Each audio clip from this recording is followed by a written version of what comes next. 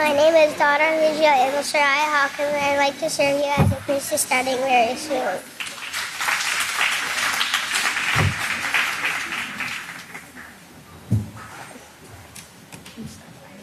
Please start finding your seats for Sabbath services.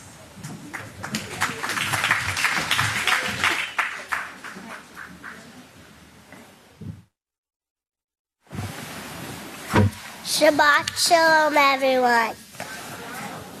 My name is daughter of Yisrayl, Zipporah. I would like to serve you forever as a priestess starting very soon.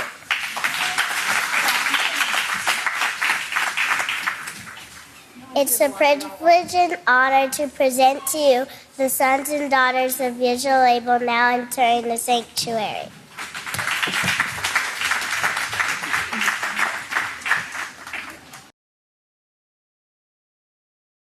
I would now like to turn it over to the great priest in the House of Yahweh.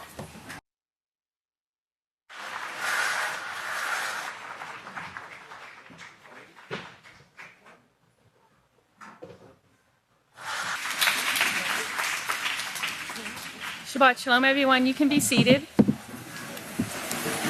Okay, this morning I am going to go over the speech that I gave the last time, where I was giving you the dates of the temple and went into the peace plan. And if you could show my first slide, please. Okay, now this information, the 2017 HOY calendar, the 10/31/2015, that is the quote that is on that calendar page that the overseer made on 10/31/2015. And he says, Yeshua speaks of a time when the temple would be rebuilt. And he gives the witness the job of measuring it and bringing forth the prophecy of Yahchanan, which we did. We've got it, and we've got a temple model of it. Now, this prophecy, as was pointed out before and brought out before, was fulfilled in 1989. And the Strong's number for 1989 means superimposition, and that actually relates to the superimposition of the temple being built on the Temple Mount beside the Al-Aqsa Mosque, showing that the temple can be rebuilt without disturbing the mosque and also leaving room for a wall, and the overseer has gone over that. Now, there's another date that was really important. The peace treaty was signed in 9/13/1993. It was implemented 10/13/93. The temple patent was filed 11/22/1993, and it was granted 8/1/1995. Now that date, 1995, is important because the Jerusalem Embassy Act of 1995 was presented and passed by a majority of the Congress, and it was one of the fastest acts that was ever passed. One of the fastest. It got the majority of the congressmen, both Congress and Senate, got behind this Jerusalem Embassy Act of 1995. Now, what I would like to do is I would like to show the prophetic word, please. This prophetic word, which is the last prophetic word, it was 8/2019 volume, and in it, it says, time-wise, where are we in prophecy?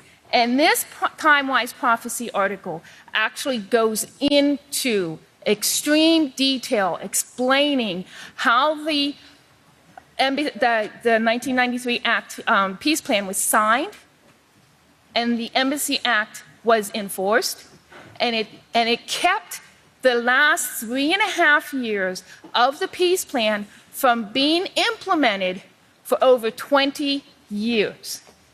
The presidents of the United States kept signing the waiver which prevented the embassy from moving into Jerusalem.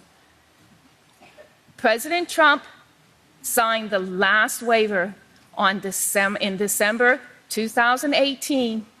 So on June 6, 2019, as explained in the Prophetic Word magazine, the last 3.5 years has actually gone into effect. And the paragraph, it's on the second page, and the paragraph says, the first half ended with the U.S. president choosing not to sign the Jerusalem embassy waiver again on 6/6/19, since the U.S. embassy has moved to Jerusalem and the ambassador's residence has been procured.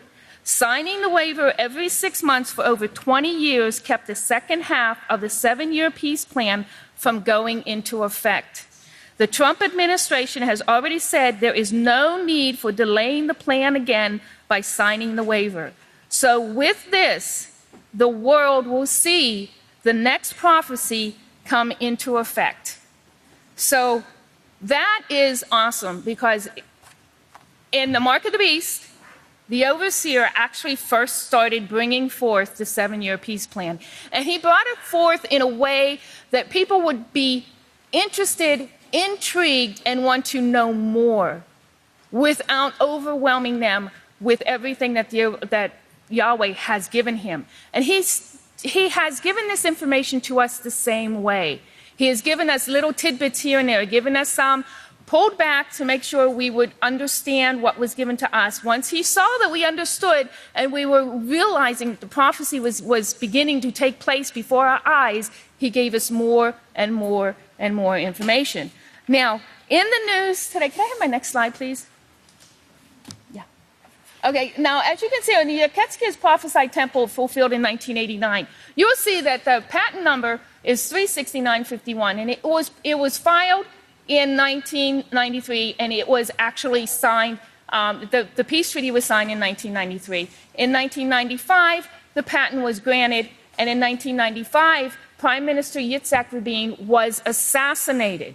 That was also prophesied, and the overseer has brought this out. Now, in 1997, the overseer took the temple brochure to Israel, and we know what took place. It was taken up onto the Temple Mount, and it caused an almost riot, because the Arabs were believing that Israel was going to take over the Temple Mount. And in 1997, Benjamin Netanyahu stopped the 7-year peace plan because he said it was detrimental to Israel. Now, this is what has been going on. I had brought out about the tree of Yada was Babel. Now, I want to give you some headlines of what's going on now. That I had already told you that the pro-Third Temple politician has actually achieved the needed votes to be able to be a part of the Knesset. Benjamin Netanyahu is planning to make this pro-Third Temple politician the top official in his government. And this is what the pro-Third Temple politician says. He will demand to rule over Israel's judges. Now, what's going on now? The 70 nations sacrificed on the Mount of Olives. They actually had a conference on 9/25/2019, and the Pope met with Patriarch Bartholomew, one of the 10 kings, and Pompeo met with Pope Francis. Now, all of these intricate details are taking place after the second half of the peace plan has been put into effect. And with that, I'll turn it over to the next speaker.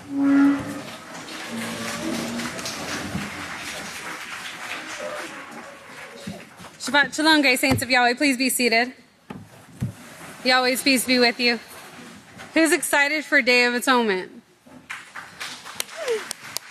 We got 4 more days of examination, and then we have Day of Atonement. Praise Yahweh. So I want you to write on your paper real quick, Yasam, and put right next to Yasam 516, the number 516. And then put I am 516.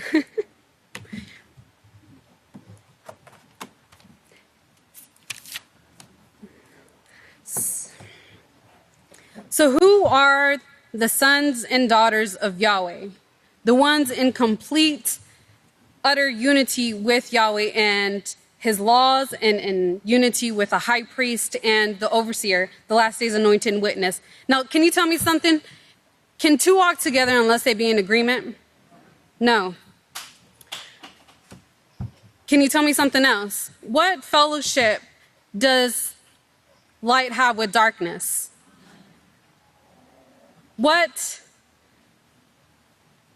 fellowship does Messiah have with Belial? None. Absolutely none.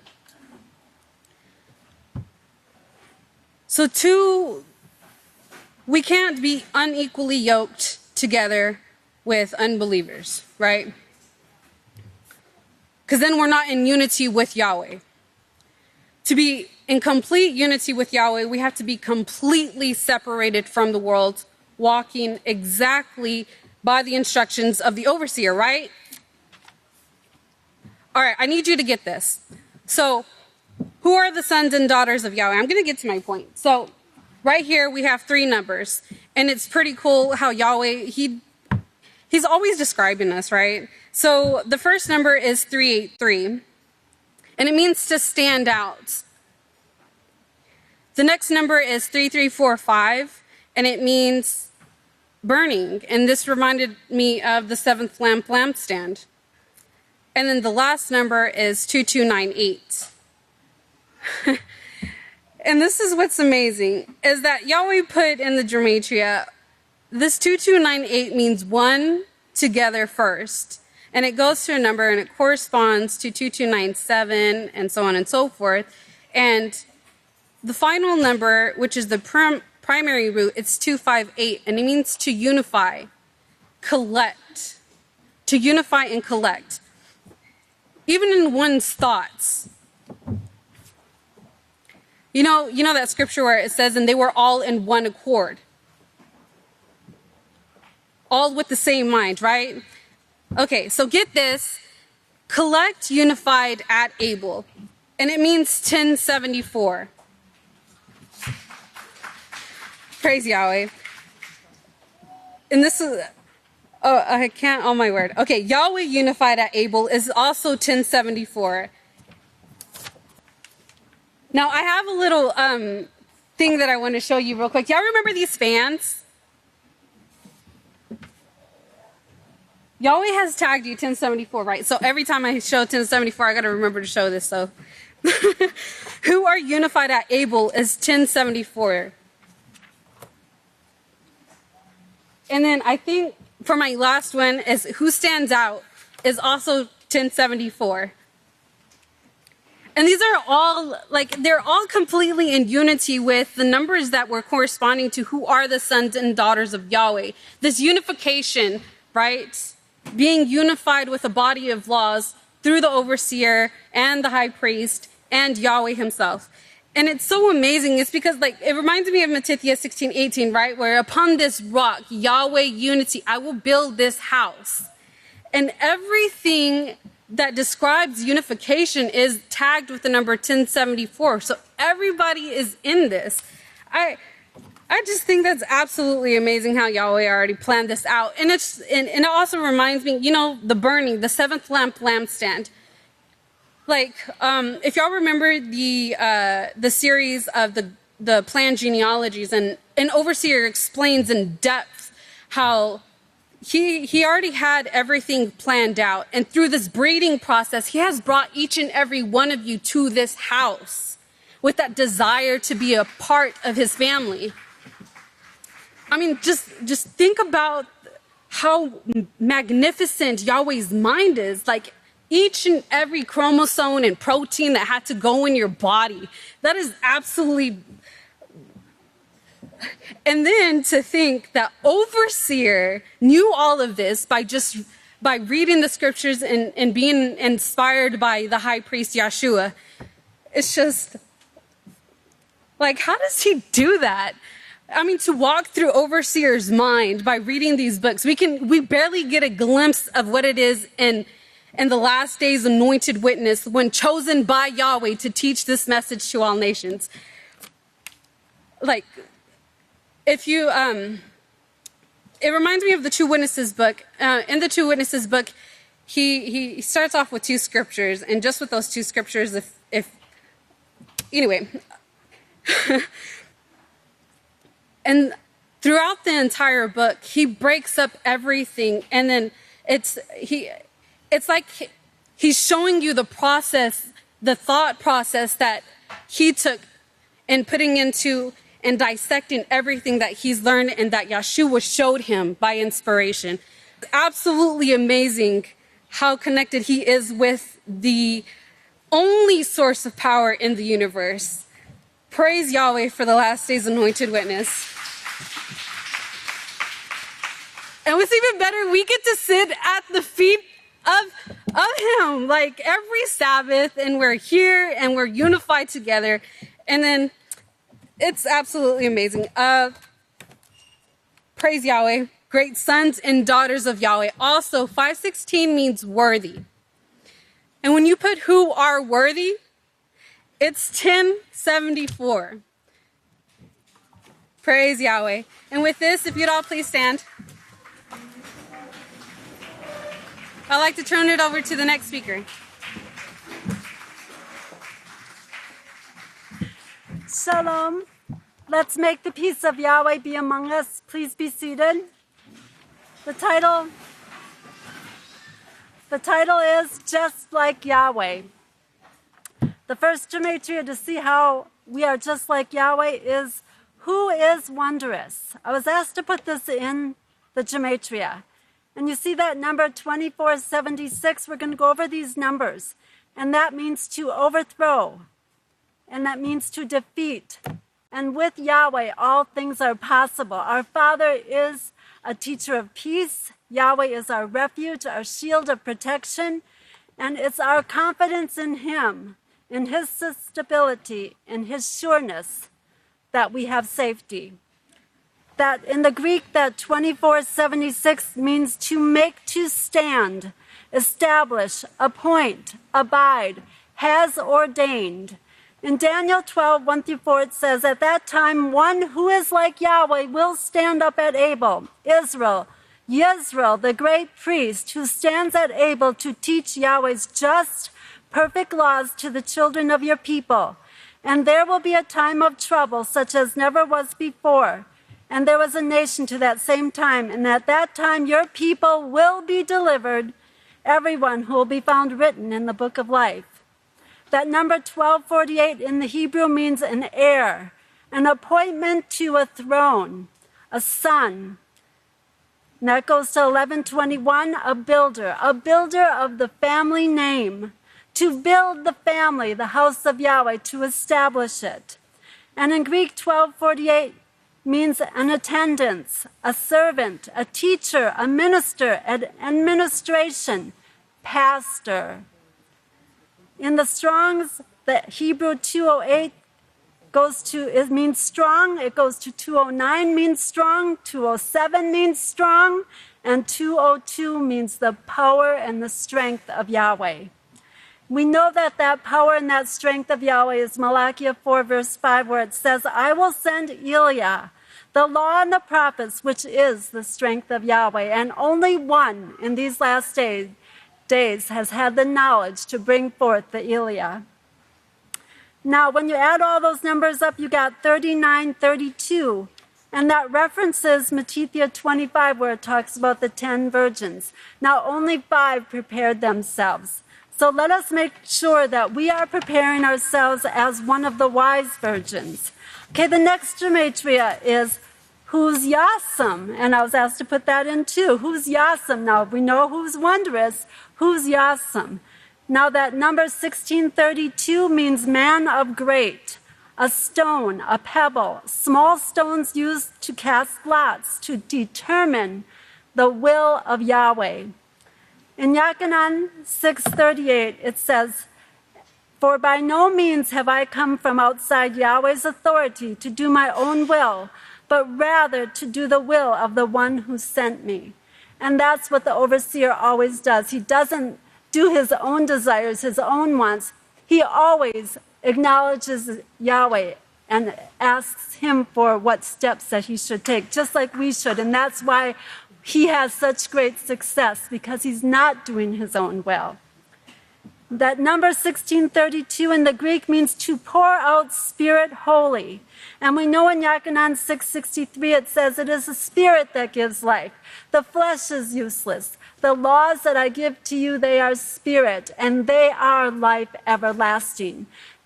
That is what the Spirit is. It's not some hocus-pocus thing up in the air. It's the laws of Yahweh. And from there it goes to 1537, where it says, where motion begins. Now that number 906 in the Hebrew meant a linen garment. And also let's go on to where you add all those numbers up, and it's 2689. And this means a loose outer garment worn by kings and people of rank. That's rank and character, where you have the right to wear that linen. But what's interesting, it said it went to the theological, I want to put that gematria up, the theological dictionary of the New Testament, number 1074. Now, how did that work? How did Yahweh do that? Not only 1074, but it was in volume 7. Are we not the seventh era of the House of Yahweh? And look what it referenced, Isaiah 61:3. Wow, 61:3 it says, to appoint those, to ordain them, beauty, the kippah instead of ashes, the oil of joy instead of mourning, garment of praise instead of the spirit of heaviness, so they can be called trees of righteousness. Now, isn't that amazing? Yes, no mixture here, no mixture in the house of Yahweh. We are the trees of righteousness. So let's go on to our next, and also in the Greek, 2689 means a trumpeter. Did we not just do the Feast of Trumpets? Psalm 89:15 says, blessed are the people who understand the sounding of the trumpeter, the one who blows out that message of the kingdom of Yahweh to all the world. So going on to the next gematria, who is Yapala? Now you might not think that's a word, but when you go to the Strong's and you look up the word wondrous, that's Pala, P-A-L-A. That's the word for wondrous. So I put Yapala, and look it's the overseer's birth date, 8/28. It means to give in marriage, where motion begins. Give in marriage, a wedding feast in connection with the wedding garments, marriage of the Lamb, the wedding supper, to be cleansed, purified, clean, pure, cleansed from every sin. And that's where we are right now. We are making that transition, getting ready to make that transition. Now we know that Zerubbabel, the overseer, is that plummet line that is making straight the way of Yahweh. And we know that's 22:16 in the Hebrew and Greek, Zerubbabel. But we also know that Yeshua in Revelation 22:16 says, I, Yeshua, have sent my Malach to testify to you these things in the congregation of the great house of Yahweh. So yes, we are becoming just like Yahweh. Let us all rise as I turn it over to the great judge.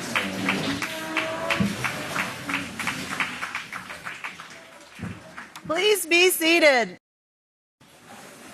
The title of my speech today is, To be adoptable, we must love our adopted parent with all of our hearts.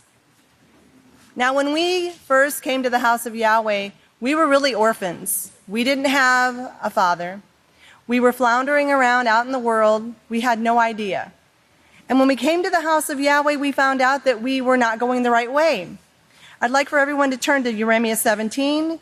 Yeremyah 17, we're going to read verses 9 and 10. Because we as orphans had wicked hearts when we came. Yeremyah 17, verses 9 and 10, and it'll be up on the screen for you.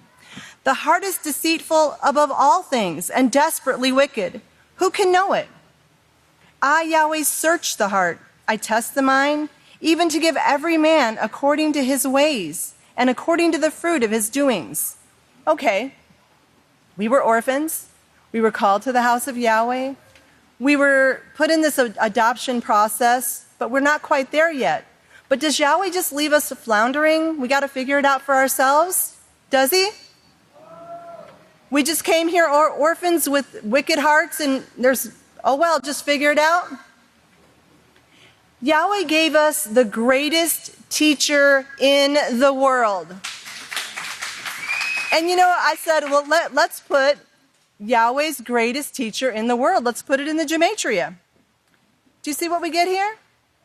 Do you see that? It says, and I took it from the Greek. It was Numbers 372, 32:18, and 22:32. And Greek 372, it means an intermission, a rest. From 373, to repose, remain, refresh, give rest. Every Sabbath day, who gives us this refreshing? Who teaches us how to know what to do to get rid of this desperately wicked heart? Is it not the greatest teacher in the world? The next number, in Greek 3218, it means to lead up to bring out, to bring to a higher place. The house of Yahweh, where the greatest teacher in the world, where Yahweh's greatest teacher brings us to the greatest house on earth to get us prepared to go to a higher place. Does everybody know where that higher place is? Yahweh's kingdom. The last number, Greek number 2232, which really seals it. This is talking about Yahweh's greatest teacher in the world. It means a leader, chief person, governor. You know who the governor of the great city of Israel is going to be? Well, I hope it's going to be Israel Hawkins. I hope he's going to be the mayor, the governor. I hope he's going to be the president. He's the one. And it says here, governor, prince, ruler. He who rules is Yahweh, remember? From 2233, to lead, command, with official authority. I want you to look at that. With official authority. That's our overseer. He's the one sent by command, remember? Sent by command. Okay, so now Yahweh, he gives us a teacher. And in Yaaqob 4:8, if you'll be turning to Yaaqob 4:8, now what this great teacher does, once we find the place and we've sought the priest, we found him, he begins to do something with us here. In Yaaqob 4:8, it says, draw near to Yahweh, draw near to the one sent, draw near to Yahweh's greatest teacher in the world, and he will draw near to you. Cleanse your hands, you sinners, and purify your hearts. So now those desperately wicked hearts are becoming what? Pure from the teachings of the greatest teacher in the world. Now, how do we do that? Does Yahweh leave us guessing again? Turn to Acts 3. We're going to read verse 19. Acts 3, verse 19. Acts 3, verse 19, and it says, repent, therefore, and be converted, that your sins may be blotted out, that times of refreshing may come from the presence of Yahweh. Now, blotted out, your sins are blotted out. So now, Yahweh he has blotted out this desperately wicked heart, and now it's clean. It's a clean slate. So what can he do? What does Yahweh do with this clean slate? If everyone would please turn to Yeremyah 31. Yeremyah 31, we're going to read verse 33. For this is the covenant, Yahweh says, the same covenant that I will renew with the house of Israel after those days, says Yahweh. I will put my law in their inward parts because now it's clean. The sins are blotted out. There's no more, all the desperately wicked is gone. He's got a place to put these laws, see? In the inward parts, and I will write it in their hearts and in their minds. Then I will be their what? What will he be? He will be our Father, that adoption process. And they will be what? They will be my people, says Yahweh. But we have to go through these steps. Now, I put in the gematria, adopted children. And the numbers that came up were 138, 393, and 828. And in Hebrew, the number 138 means a worshiper of Yahweh. So we want to be adopted. We need to be a worshiper of Yahweh, right? Having our hearts overwritten with the great laws of Yahweh, getting rid of that desperately wicked. Number 393 in the Hebrew means to act, which means we got to get up and do something. You know, the laws of Yahweh are not going to just jump in our hearts. It's not going to be like we just come to Sabbath services and there's a little microchip. Okay, yeah, are you ready for your righteousness? Beep. No, we have to act. We have to study to show ourselves approved to Yahweh. We need to be involved in the classes. We need to be reading the great books of Israel because that's what puts these laws in our hearts and minds. Okay? And then the last one, 828. Well, everybody knows what that is, right? It's the birthday of the greatest teacher, Yahweh's greatest teacher in the world, the one that is actually bringing us to Yahweh in these last days. And for my last gematria, I wanted to put in there what pastors brought out about how it's not blood. A blood child means nothing. It is the spiritual children that mean everything to Yahweh. So I put in children not by blood, but by spirit. Because remember, even if you are a physically born child, if you're not doing what you need to do and you're not separating from the world, you will not be adopted by Yahweh. You still have to go through this adoption process. So these words mean, and this is in the Greek, 358, 1939, and 2148.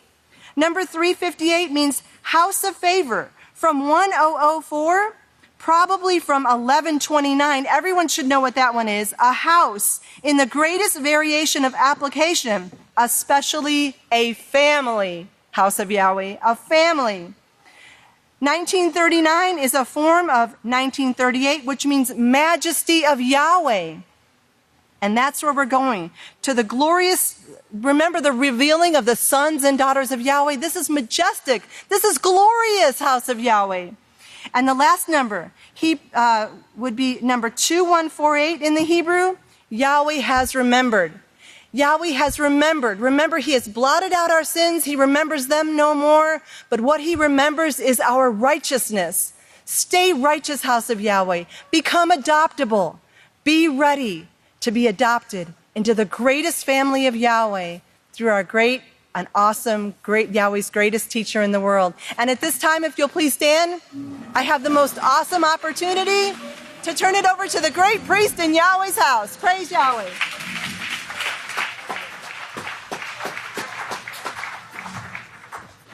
Shabbat Shalom.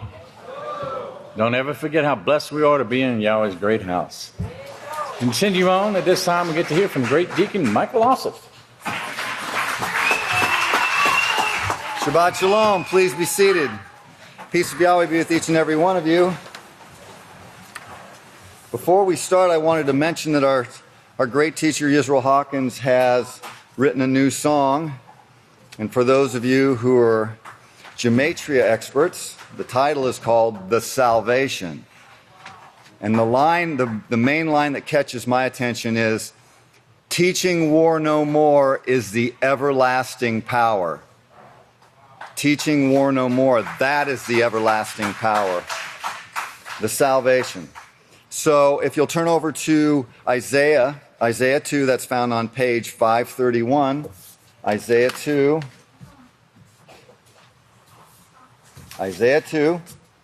And a very familiar scripture here.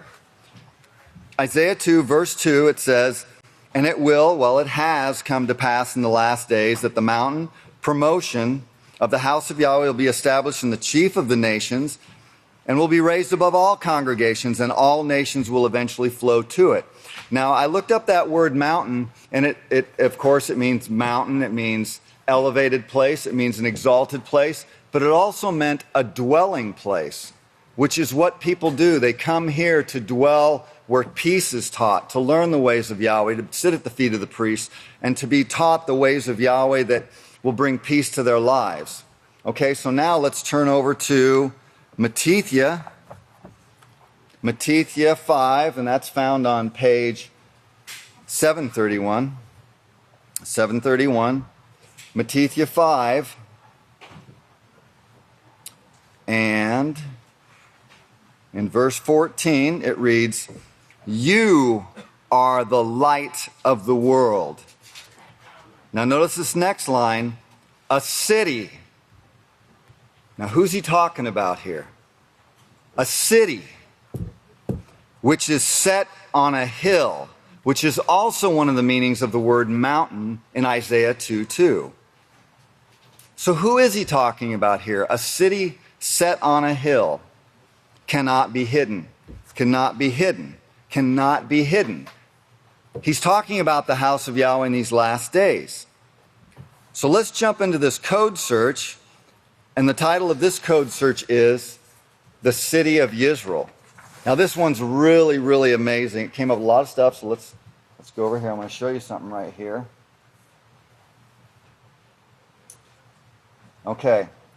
So, of course, Mattithyah 5:14, city and hill, and a hill, a city on a hill, and of course Isaiah 2:2, which is the house of Yahweh, the mountain of the house of Yahweh. Okay, so let's go over here. Now what we have is the main one right here is city of Yisrayl. Now, for your notes, Yisrayl usually comes up spelled like the nation Israel, where if you see on the front of the podium here, it's Yod, Shin, Resh, Aleph, Yod, Lamed.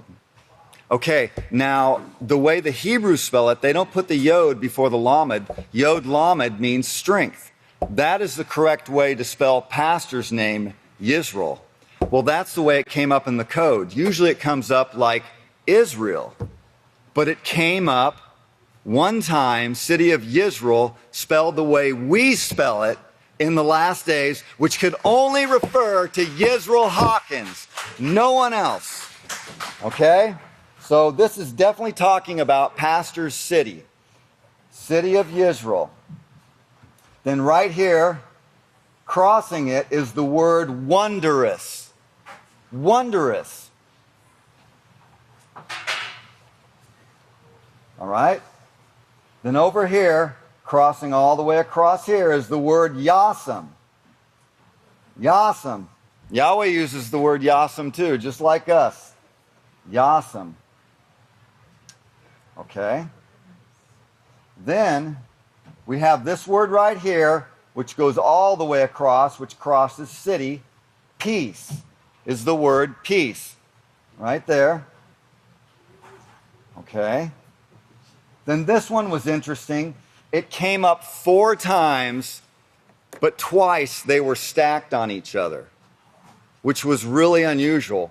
So right here, we have kingdom, and we have kingdom. Then right here, we have kingdom going this way, and we have kingdom going that way. So we have kingdom in there twice. Now this next one, I think someone else is going to have a city also. City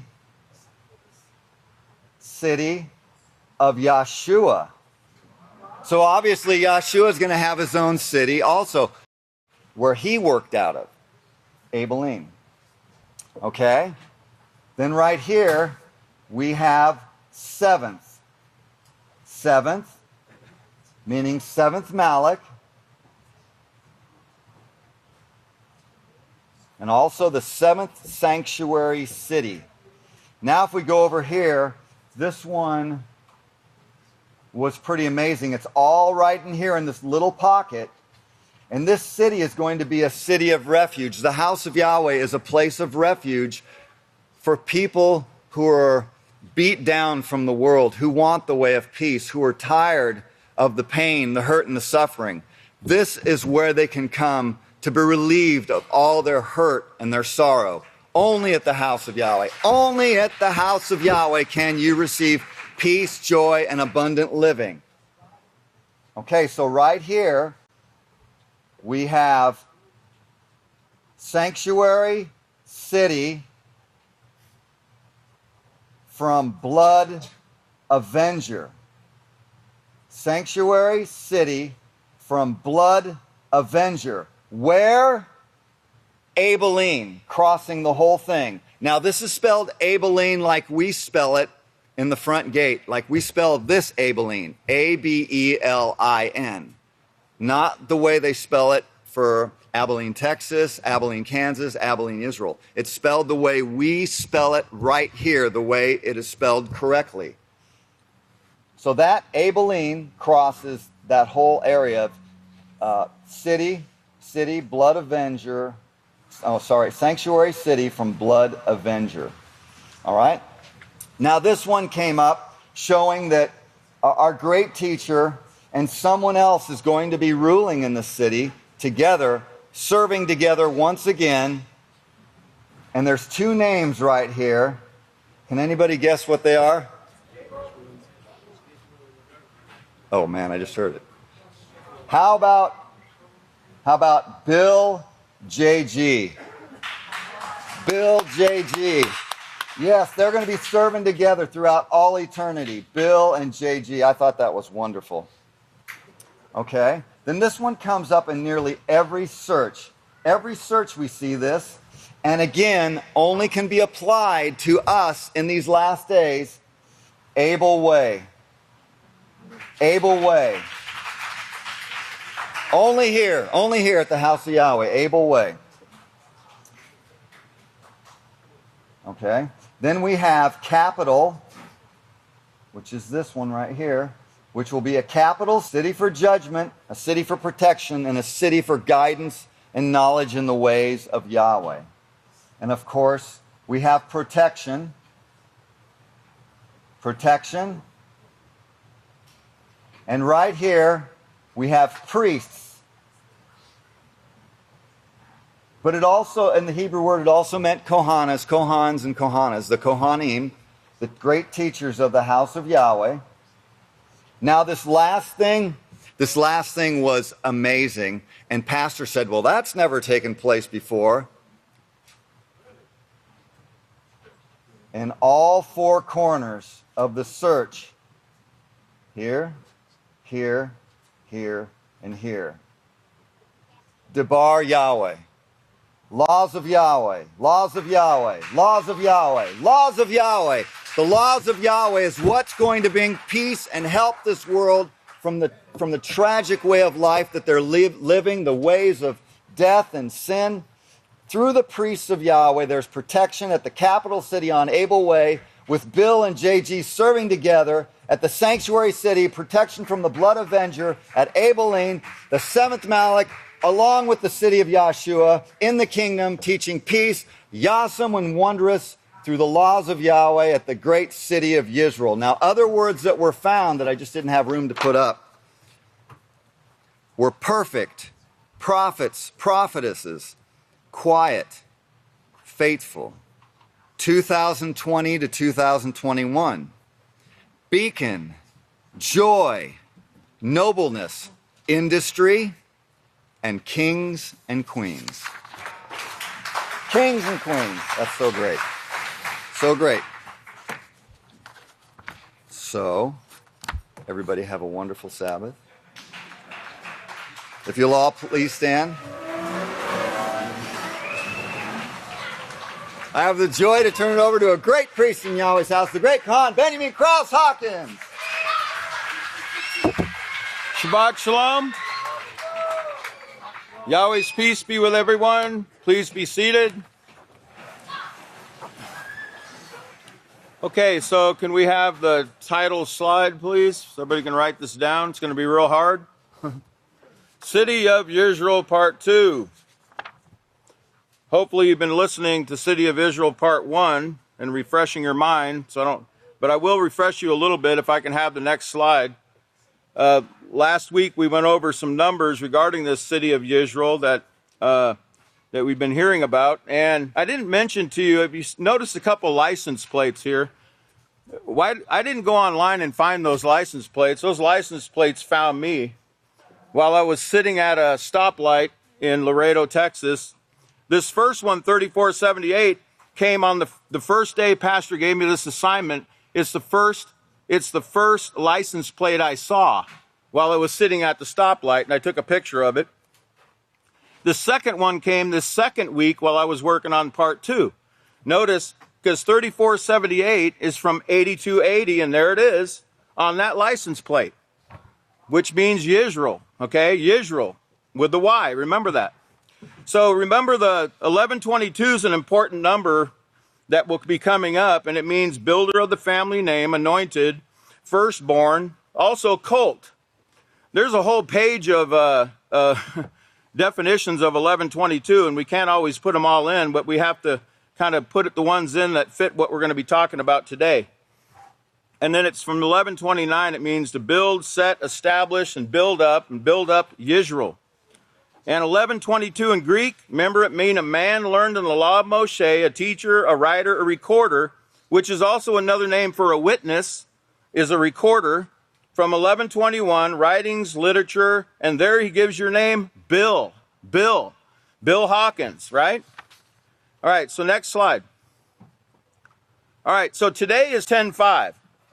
So this is a perfect day to talk about YH, right?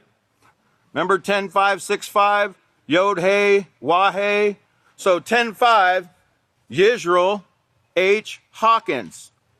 Remember, Revelation 10:5 says, and the Moloch which I saw standing upon the sea and upon the earth lifted up his hand to heaven and vowed by him who lives forever and ever, who created the heaven and the things that are in it, and the earth and the things that are in it, and the sea and the things which are in it, that there should be time no longer, or time no longer delayed, as we've been hearing.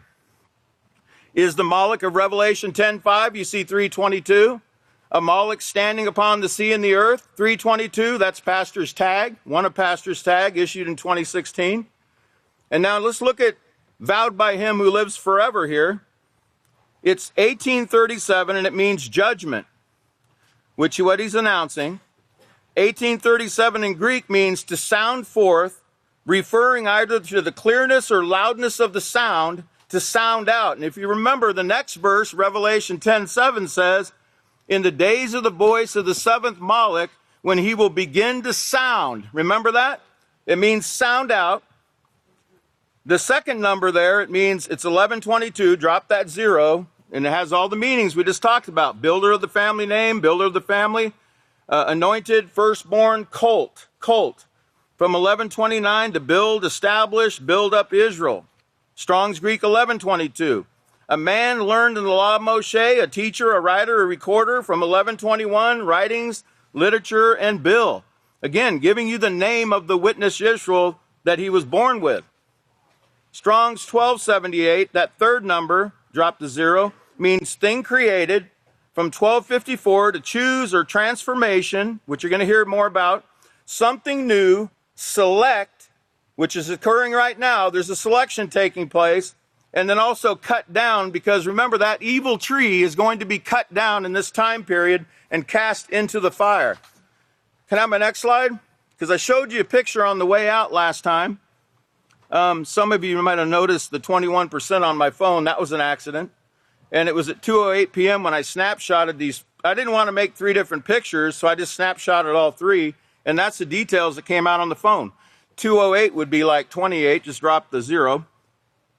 But I want you to keep these in mind, because remember this time, the number 7, how it means time or times, and how time is no longer going to be delayed. Okay, we're in the period right now. We're going to be talking more about that number later, not today, but I'll show you how it ties into this time period right now. Can I have my next slide?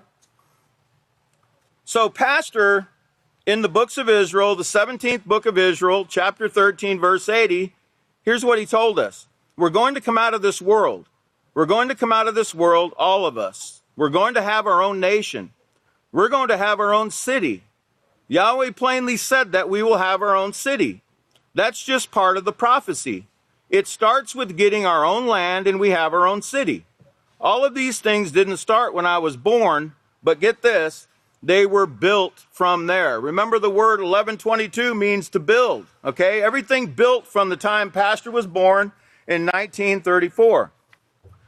So let's look at these numbers here. 4993 means gift of Yahweh. And Pastor is a gift to this last day's House of Yahweh.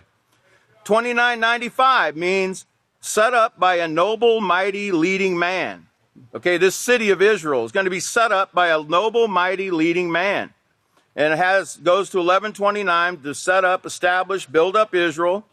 It's from 410 and 193, meaning leading, build, set up, establish, build up Yisrael. And then 4261 means precious, treasure, that's all of us, beloved, greatly beloved. Remember Yeshurun, beloved Yisrael? Okay, so this is who it's speaking of, beloved Yisrael, and those that follow the last day's witness, 100% without variation. Can I have my next slide? Because it talked about everything started with the birth of Yisrael. Can I have my next slide? Birth of Israel. Let's look at it. You see that 1122 again, right? Oh, by the way, there's a dramatization there on the right. Really dramatic. There's Pastor born under the wagon there, remember? He says he didn't know if he was born under or in it, so we just compromised and put him outside of it. And also we had to borrow those cows. There was really horses pulling that wagon. But okay, let's look at these numbers. 187, it means fully ripe, to reach maturity, to flourish. And at the present point of time, that means right now, at this time. Remember, time is no longer going to be delayed. We're in the last 3.5 years. And next number's 1122 with all the meanings. Don't forget these meanings, okay? Builder of the family name, anointed, firstborn, colt. Build, set, establish, build up Israel. Remember, a man learned in the law of Moshe, a teacher, a writer, a recorder. Bill Hawkins, remember, born in 1934, Buffalo Bill, okay? And then when you add up all those numbers, it means he has given a son. He has given a son. And that comes to 2564, and it means reddish brown from 2560, reddish. Remember Okies? The red Oklahoma clay? Remember the Okie? The red? Strong's 2564 Greek means name given. It's the word used like where Yahshua was given the name Yahshua, okay, you know, or a prophet was given the name so-and-so. Name given, called, so-called, summon, from 2573, order and give command. Remember, he is a commander in these last days. Can we have my next slide? I put in, he has given us a son, and here we go again. 1122 again, right? What a coincidence. With all the same meanings, you know, the builder of the family name, yes, I'm going to keep saying it. Anointed, firstborn, colt, from 1129, build up Israel, set, establish. Strong's Greek 1122, a man learned in the law of Moshe, a teacher, a writer, a recorder, or meaning a witness. Writings, literature, and bill. 1344 is the third number, means highly exalted, to grow up and increase and overcome. And then Strong's Greek 1344 means show to be righteous, declare righteous, right, show what's right, upright. Remember, Yeshurun means upright. Acquitted, remember the stone of acquittal, pastor's stone of acquittal with those numbers, 17, 28, and 74. Justified, vindicated, from 1342, innocent, holy, approved of Yahweh, from 1349, or it also means the elect, just, righteous, the elect, virtuous, keeping the commands of Yahweh. Who does this describe? Yes, Yisrayl Hawkins, but all of us, right? If you're following Yisrayl Hawkins. Justice, judgment, from 1166, to show, remember the Okie showed them? To show, teach, give evidence or proof of a thing, and expose to the eyes. That's all, and he has given us a son. When you add up those numbers, you get 2653, and it means to enclose, to surround, cover, protection, to cover and protect. And we are in the protected place. And this protection comes from keeping Yahweh's laws. Never forget that. Just being here is not enough. We've got to be keeping Yahweh's laws to have this protection. And part of that protection will be the linen that we're going to be wearing, right? Okay, so can I have my next slide? Because remember, everything built from pastor being born. So I put in chosen branches born, and look again. 1122. Well, how does this keep occurring? Remember, Genesis 49:11 says, tethering his donkey to the vine, tethering his donkey colt. Remember that word colt is in 1121. To the choicest or chosen branch. First number, remember, means fully ripe at the present point of time. Second number, 1122, builder of the family name, firstborn, colt. Remember the colt. The colt is tied to this chosen branch, remember? Build up, establish, Yisrael. 1122 in the Greek, a man learned in the law of Moshe, a teacher, writer, recorder, writings, literature, bill. And then third number, 601, means to uncover, to reveal, to make known, bring to life. And yes, Yahweh is uncovering this. Remember, in the days of the voice of the seventh Malach, these secrets are going to be revealed. And this last witness is being revealed to the world at this time. And he's going to bring this world to life. Okay, it's like they're going to be resurrected from the dead, because the world is dead at this time, and they're going to be woke up. We're going to see that in a minute. When you add up all those numbers, you get 1910, and get this. It means to arrive sitting on a donkey. Remember what Genesis 49:11 said? Remember that he's going to be riding a donkey and the colt, the foal of a donkey. He's riding 2 donkeys. Okay, next slide. And when he was born, remember, Yahshua began beholding. Yahshua is beholding. There's 11:22 again. How does Yahweh do this? Remember, Zecharyah 6:12 says, speak to him, Yahshua. This is what Yahweh of hosts says, behold the man whose name is the branch, for he will branch out from his place, city of Israel, and he will build the house of Yahweh. Okay? Now, Yahshua's beholding means fully ripe at the present point of time, builder of the family name, anointed firstborn colt. That's us, the colts. And the firstborn is 1074, remember? Don't forget that number 1074. Greek 1122, a man learned in the law of Moshe, a teacher, writer, recorder, bill. And the third number, 952, means to make clear, clear up, explain, and examine. Now, can I have my next slide? Okay, so when we take this gematria of this quote that Pastor said we're going to have our own city that we've been working off here, you get the number 1224. You got to drop that last number. 1224 means a fortress. From 1223, an enclosure, a sheepfold. From 1219, to make inaccessible, fortify, gather, be isolated, separated, wall up, fenced. From 1210, the grape crop to gather. Remember that 1210, that wave that was seen on 1210 in Scotland. We'll see that in a second. 1224 in the Greek means to cross, to come over, to pass through. And remember, they're going to come over to us. Can I have my next slide? They're going to convert to the house of Yahweh, these nations. Can I have my next slide, please? Isaiah 45:14 says, this is what Yahweh says, the laver of Egypt and merchandise of Ethiopia and of the Sabians, men of stature, will come over to you, speaking to the house of Yahweh, and they will be yours. They will come after you. In chains they will come over, and they will fall down, and they will make supplication to you, saying, surely Yahweh is in you, and there is none else. There is no other source of power. Notice, will come over to who? 1122 and 2022. The mountain, remember? They're going to come here, to this place right here. They're going to come here. Because the only source of power, 1074 and 179 is Abel. There is no other source of power out here. The churches have no power. They don't have Yahweh's laws. And remember, 1122, builder of the family name, anointed, firstborn colt, build, set, establish, build up Yisrael. 1122 in the Greek means a man learned in the law of Moshe. That's not me. I'm only learning. How about you all? I only know one man on earth right now that knows this pattern, this plan perfectly, okay? We're all just kind of tagging along. We're like lagging behind way back, but we're following them, right? Okay, Bill, don't forget. 2022 means mountain and promotion. When you add up those numbers and will come over to, you get 3331, and get this, it means to change, remove, translation, to go or pass over, to transfer, to desert, to change, to go over to another party. You know, remember, they're going to leave the Catholic Church, Babylon, and they're going to come here. To fall away or desert from one person or thing to another, change sides, turn. Remember, they're going to come over to us. They're going to turn to the house of Yahweh.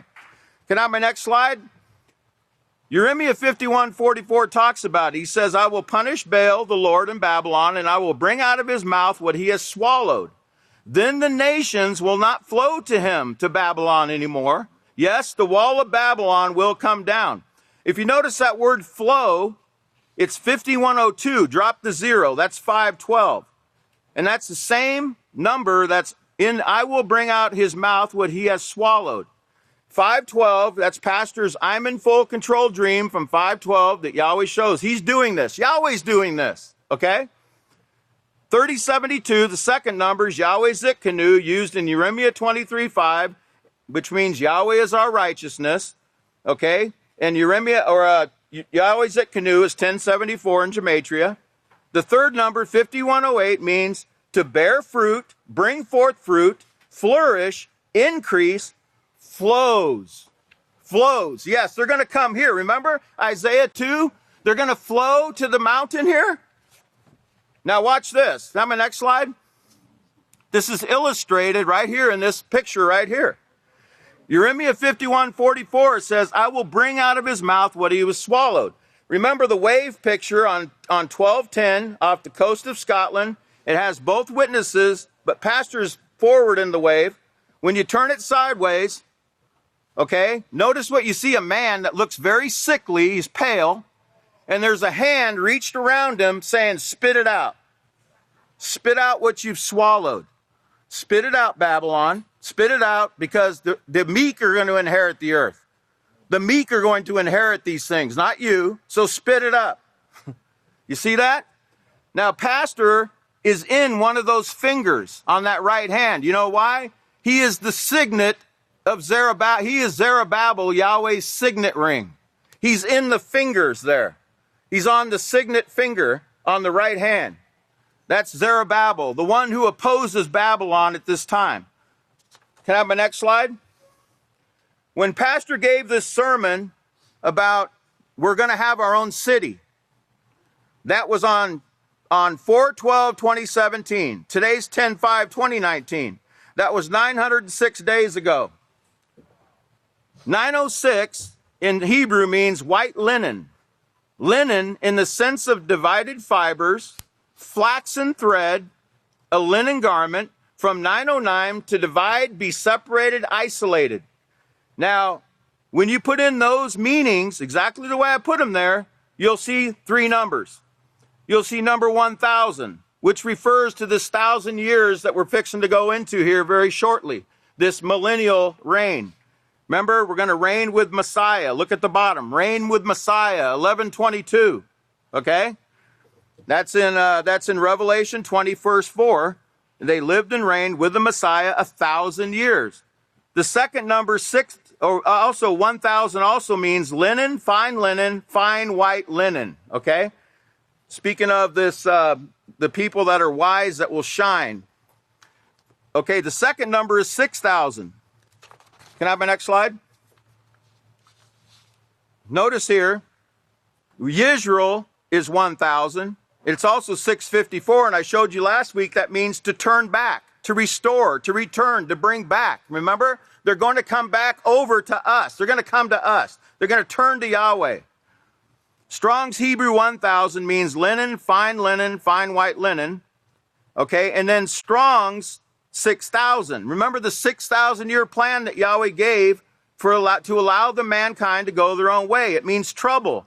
From 599, trouble, labor, toil, unjust decisions, wickedness, work, anguish, misery, travail. That's what the world has suffered over this 6,000 years. Toil, perverseness, mischief, iniquity, and labor. From 5998, labor and toil. And Yahweh said, work 6 days, work 6,000 years, but the seventh day, the 1,000-year reign, you're going to rest from all this labor of mankind that he's suffering, that he's brought on this world. Finally, 5252 means turn of affairs. From 5437, to turn about, to bring back, to bring over, to change, brought, march around. Remember Jericho? We'll talk about that in another sermon. Set, turn around, turn back. So turn of events, the turn of affairs, turn of events, 1074, turn of affairs, 1122. Any questions? Okay, somebody said yes. That's great. Praise Yahweh. You should have questions. Okay, at this time, my time is up. I have no question about that. Remember, keep studying. Get your nose in those books of Israel. You can't go wrong. Get your nose in the books of Israel, the Book of Yahweh. Keep following. Yahweh loves you. And at this time, it's my great honor and opportunity to turn it over to the great Kohan, Ilya Hawkins. Shabbat Shalom, everyone. Please be seated. The peace of Yahweh be with each and every one of you. You know, looking at what takes place in society and why Yahweh's calling us out of this sin-sick world and the bringing up of children. Remember what Isaiah says about how this This seed, these children in these last days will not depart. They will hold fast. But we look to this world and we see what's going on with children in this world and teachers. Teachers, we've been to many schools where teachers, we've been told that if they can last for 4 years, that they'll usually do okay, but the majority quit because of the abuse, the verbal abuse and the physical abuse. And you're going to see where two teachers have had a protocol, and it's called room clear. And what has taken place, because some students can become so disruptive, and they're going to show video of classrooms, because words cannot describe alone how disruptive these children have become, boys and girls, to where they have found it safer to take all of the students out of the classroom but the one being disruptive, and just let him have or let her have whatever she wants to do or he wants to do, just let them have their way. And it looks like tornadoes and hurricanes are going through. But once again, as it said in that article, behavior is something that is taught. But of course, also remember, they're calling this a mental health battle. The mental health battle. And of course, this is a lot of things. If we think that our decisions we make don't affect our children, we'll look at what these children are doing, especially when you hear they're 7 years of age. And they're destroying, stabbing teachers with pencils, hitting teachers, punching them. You know, watch this and look at what our children could be without this law. And then remember what we need to do to help them get past these things, to help all of us get past these things. And then nuclear war looks more realistic today than ever before. It actually shows, and you'll see there at the end of that, where the leader of Pakistan says, if you have two nuclear nations or a nuclear nation, and they're at war, and they're losing the war, and they have nuclear weapons, he says that Pakistan will fight to the death. And he pretty much tells you we'll use nuclear weapons. If we're losing the war, we're going to use them. And everyone that has a nuclear weapon, of course, will use them. There are estimated 14,000 nuclear weapons right now across the face of the earth. That's an estimation because China is a country that doesn't report its nuclear weapons. And, of course, no one should believe that the United States and Russia are being honest about their weaponry. But once again, think about how little does it take to cause an annihilation. It doesn't take much to affect everyone. China this week released their weapon, their missile, nuclear missile, they say can reach anywhere in 30 minutes. Remember the 1 hour burning in Revelation 17, but this 30 minutes. And it's always amazing when China says anywhere, it's usually the United States is anywhere. And when the United States says our missiles can reach anywhere in 20 minutes, it's usually Russia and China. That's anywhere. But it sounds better when you say anywhere instead of saying Russia, China, or the United States. But that's what they're talking about. They're talking about the opposition, or the one they see as opposing their authority. Well, once again, the United States also imposing more sanctions on China, and this is very important. They've imposed sanctions on China because China is helping Iran with oil, and they signed a multi-million-dollar agreement with Iran for oil, to help transport oil. Well, the United States put sanctions on China, and China's reply was, we really don't care about your sanctions, we don't need your U.S. dollar. So they have tried to show the United States, you can sanction us all you want to, you borrow money from us. Your sanctions don't bother us. Russia also, who received sanctions. Russia was sanctioned again this last week because they're helping Syria with oil. Russia being sanctioned, Vladimir Putin replied, we don't care about your sanctions. We're getting rid of the U.S. dollar. We're not messing with it.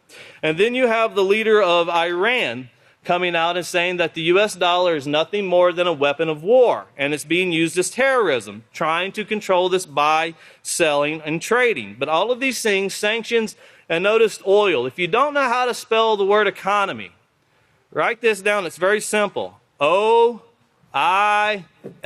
That's how you spell economy. Yeah, it's very simple. And we could, if we go to the overhead real quick, you see this. Saudi prince warns Iran war could cause total collapse of global economy. Now, this was an interview done on 60 Minutes, and it says the Saudi crown prince bin Salman says a war with Iran would cause oil prices to skyrocket and be a catastrophe for the global economy. When you hear them saying, don't hurt the economy, it's hurt not the oil and the wine, is spoken of there in Revelations 6:6. And he goes on to say, the region represents about 30% of the world's energy supply, about 20% of global trade passages, and 4% of the world GDP. Now imagine all of these things stop, That means a total collapse of the global economy, not just Saudi Arabia or the Middle Eastern countries. And the last thing he says that gives you hope, because you know that they don't understand what they're saying, but they're going to get it one day. Because he goes on to say, bin Salman, this is the Prince of Saudi Arabia, if you notice right here, and I'll make it larger so you can see it, it says that when asked by 60 Minutes, bin Salman agreed that adding a political and peaceful solution is much better than a military one. So political and peaceful solution is much better than a political one, showing that these things will not work by force. Now, he doesn't understand what he's saying, but he's going to. He's going to get it eventually. And then moving on, where these Russia and China sanctions are going, of course, remember the two-horned beast. The two-horned beast spoken of in Revelations. And, of course, this last week, you had the U.S. Secretary of State. If we can show that really quickly. He was at the Vatican. Now, remember, the U.S. Secretary of State is the chief foreign minister. He controls the relations with other places. He is the chief diplomat for the president. He does the bidding, so to speak.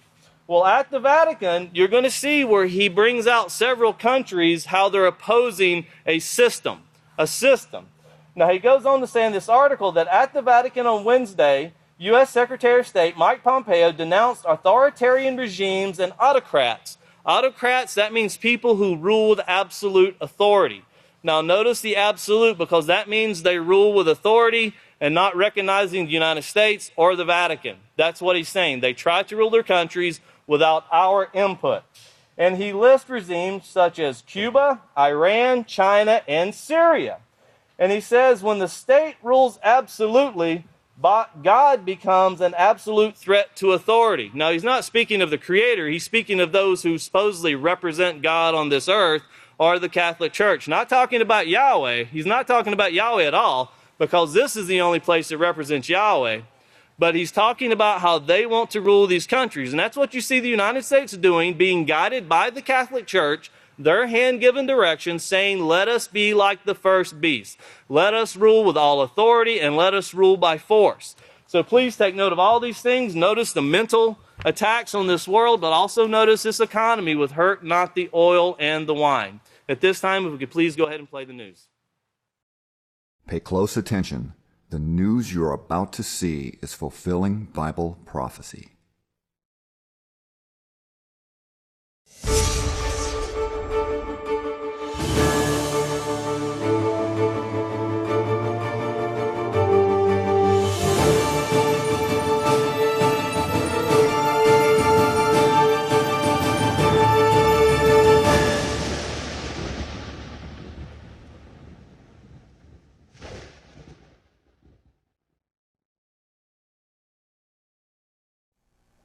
Welcome to another edition of YPN News, bringing you the news that relates to Bible prophecy and foretold by Yisrael Hawkins.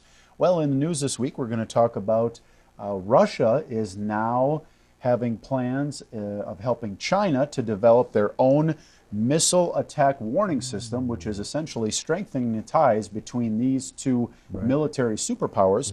Also, we have Iran's President Hassan Rouhani's latest comments with regards to the U.S. sanctions, which we know the U.S. continues to slap these sanctions on any country that deals with Iran and other countries that are opposed to the U.S. And also, Secretary of State Mike Pompeo has a special meeting with the Pope and makes a special request. We'll have those details and more. But first, we're going to talk about schools. Well, schools need to have plans and procedures in place for many different types of emergencies, from a sick or injured child to chemical spills in science class, but also disruptive and even violent students. Room clears, as they're called, have been a standard protocol in many schools to help in all of these situations, but more and more they're being used to deal with out-of-control children. That's right. When a teacher calls for a room clear, his or her students are supposed to leave their classroom and go to another designated classroom or area in the school while the teacher remains with the student having an issue until help can arrive. Now, many times students who have lost their self-control will start destroying the classroom in their rage. One Des Moines teacher, Ashley May, interviewed by NBC, commented, "I have had my things thrown around the room, ripped off the walls. I've been punched, kicked, and stabbed with a pencil. Well, May, who quit her job at the end of last school year, said the violent behavior was very common. And what was even more frightening was their age. Her students were just 7 years old. Wow. While clearing their classroom seems like a great idea initially and was put into practice as more rules got stricter for teachers using physical restraint on students. So, instead of the teachers jumping in there, they called for these room clears to just leave that student by itself there and hopefully to calm down. But as you can see from some of these pictures, they end up destroying the classrooms. Wow. But May says it's not fair. It's not fair to anybody. The other students don't get to learn. I can't teach. My stuff's getting destroyed. That student can't learn. While schools do understand the challenges their teachers are facing, they just don't have the funds to meet the demands of problem children. One big issue, they say, is there aren't enough mental health providers for their students. So teachers are caught in the middle in a job they didn't realize they were signing up for when they dreamed about teaching children. Wow. Well, today's school environment is a cautious one, as Bob Cunningham, who pushes for more education policy at the nonprofit Understood, says. Now, he commented by saying schools have to be much more careful about restraining or removing kids from class. Then one of the sort of simpler things to do is to remove all of the other kids. Now, Cunningham maintains you need to figure out why that kid is acting that way. Behavior, he said, is not accidental. It's a communication method. So in other words, their behavior, that acting out, trying to communicate something they're going through, definitely not the right way to communicate it, but as he said there, you've got to figure out what is going on with that child. Sure, and a lot of teachers aren't paid to be psychologists or mental health experts, so their hands are kind of up in the air because they can't do anything to restrain the student, and they're not really trained to really get to the source of the problem, to address why the student's acting that way. So they basically are left, as we can see here, to just babysit the child while they destroy the room, hoping that they don't get hurt. Well, teachers like May are hoping the problem will get enough attention that changes can be made. Solutions they have put forth are smaller class sizes, more training for teachers, and more mental health specialists. But of course, all those things cost money and therefore don't seem within any school's reach. It's interesting because it seems like these problems have continually grown worse over the years. I don't remember seeing hardly any outbursts like that when I was going to school many years ago, and it's just progressively gotten worse in the school systems. Right, they seem so common that, with the teacher May here, that they're quitting their jobs and not really having a career in teaching because they can't handle the stress and the danger there from actually teaching children. Well, have you ever thought about how close we are to global nuclear disaster should two countries break out into a war and unleash their nuclear weapons? Well, in a candid interview with Al Jazeera, the Pakistani President Imran Khan talks about the idea that if they went to war with India and found themselves in a losing situation, they would not think twice about using their nuclear weapons. Well, science has proven the effects of such an exchange between India and Pakistan would affect the entire globe, but they are not the only two countries we have to worry about. Let's take a look at this video to see what we have come from and what the new arms race looks like around the world today. 74 years ago, 2 nuclear bombs were detonated over Hiroshima and Nagasaki, killing tens of thousands of people. Since then, wherever conflict between major powers rises, so does the threat of nuclear war. Various treaties have attempted to suppress that threat, yet today there are nearly 14,000 nuclear weapons based around the world. Thursday marks the International Day for the total elimination of nuclear weapons, but it's a goal that looks increasingly less likely. Despite calls for the global reduction in nuclear weapons, it is increasingly clear that a new arms race has begun. Arms agreements made between the United States and the then Soviet Union at the height of the Cold War have eroded in the last few years. The ABM, or Anti-Ballistic Missile Treaty, was the first to go when the US pulled out in 2002. Next was the Intermediate Nuclear Forces Treaty, designed to stop one side from attacking the other by surprise. That collapsed this year after both the US and Russia accused the other of violations. And the Strategic Arms Reduction Treaty, or New START, signed in 2010, looks increasingly unlikely to be renewed when it runs out in 2021. Both Russia and the United States have already begun their nuclear modernization programs, introducing new weapon systems to those they already have. China has never been constrained by treaty limitations and has been expanding its nuclear forces, while North Korea has its own growing stockpile and the increasingly potent means to deliver them. But not all nuclear threats stem from the Cold War. Pakistan and India's nuclear arsenals became an international concern during the recent crisis over Indian-administered Kashmir, while Israel's is believed to be robust and ready for use. The world has become an increasingly dangerous place, and the countries that already possess nuclear weapons have only shown interest in expanding and modernizing their stockpiles. Experts say that makes nuclear conflict more and not less likely in the future. Is the elimination of nuclear weapons actually achievable in this day and age? Not under the current political and strategic circumstances, no. There isn't sufficient willingness to jeopardize strategic and alliance positions, and there isn't enough trust to believe that other people would, even if they signed up to a treaty to do so. There is a huge unsolved problem of how you verify and enforce treaties to do with weapons of mass destruction. Andrew, the bulletin of atomic science's doomsday clock is now set at 2 minutes to midnight. That's the closest it's ever been to nuclear war. So, how dire is the situation right now? I think it's very concerning, and we have to be very concerned about all signs of a new nuclear arms race, because the results could be absolutely catastrophic.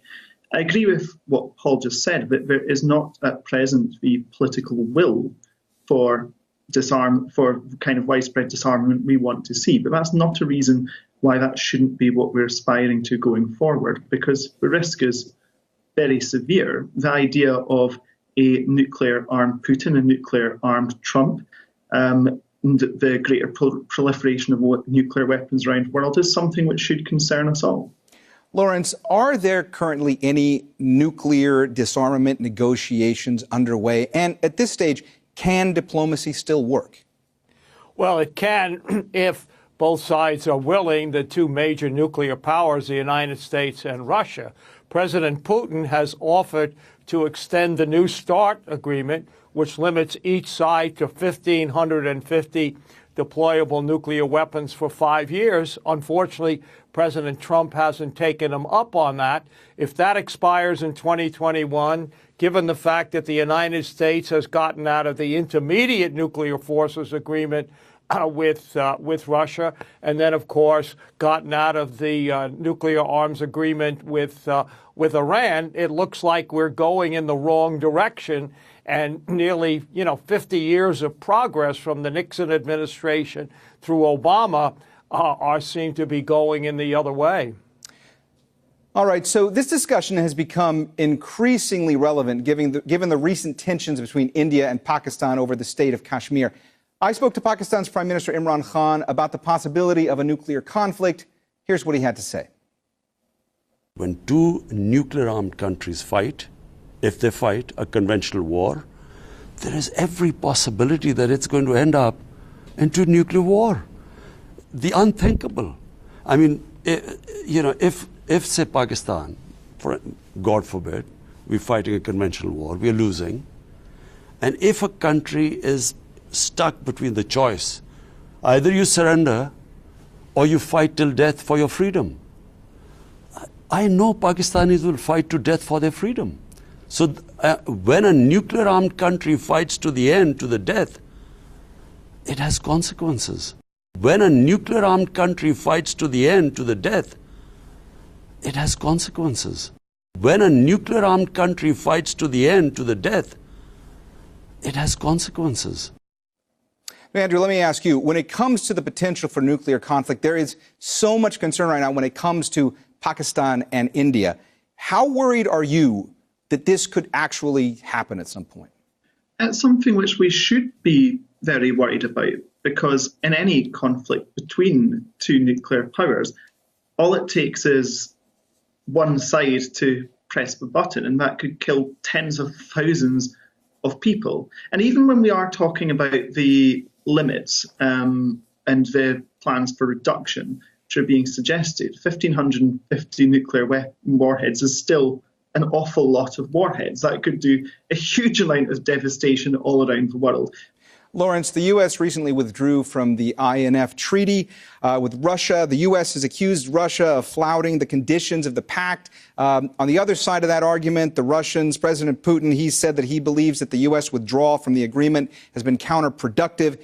Is all this going to lead to an actual new arms race between Russia and the U.S.?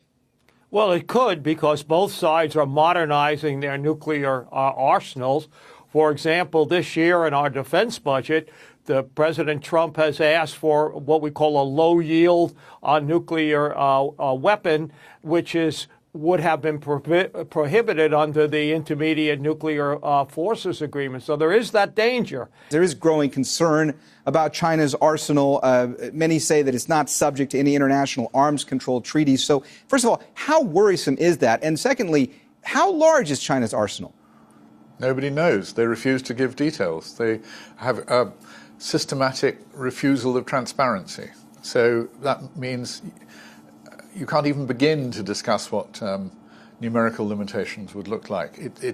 I see estimates, it's in the order of 300 to 400. It's certainly growing, but nobody knows. And so there's a practical problem there. There's also a conceptual problem. Nobody has got a convincing model of what the right proportions would be. How many should America have? How many should Russia have? How many should China have? How many should the two European countries, nuclear countries, have? There's no concept of what an equitable global balance would be, even before we begin to think about the non-NPT states, Israel, Pakistan, and India, and what their numbers should be.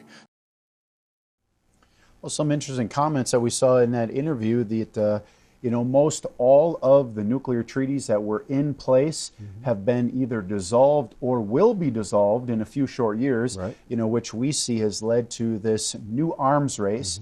And they've talked about there how the United States and Russia both heavily engaged in developing further development of their nuclear weapons and certain military aspects there.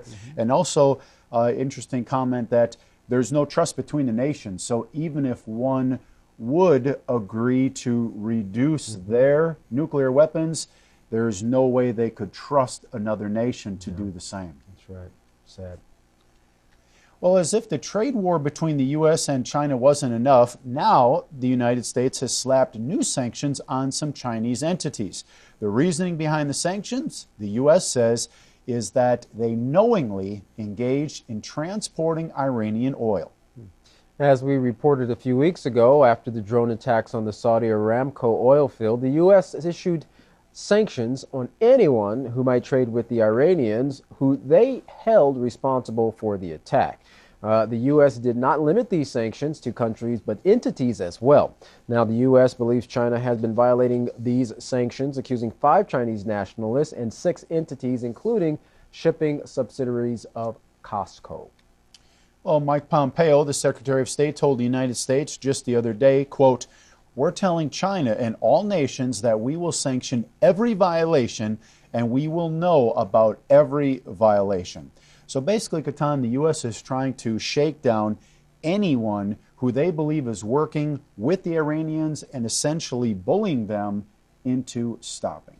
The friend of my enemy is not my friend. Yeah.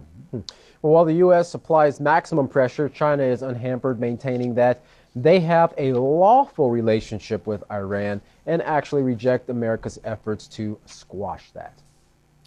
Well, the United States President Donald Trump spoke at the 74th UN General Assembly and continued to warn both China and Iran. Now, Larry McGee has been covering this story as well as a few others for us.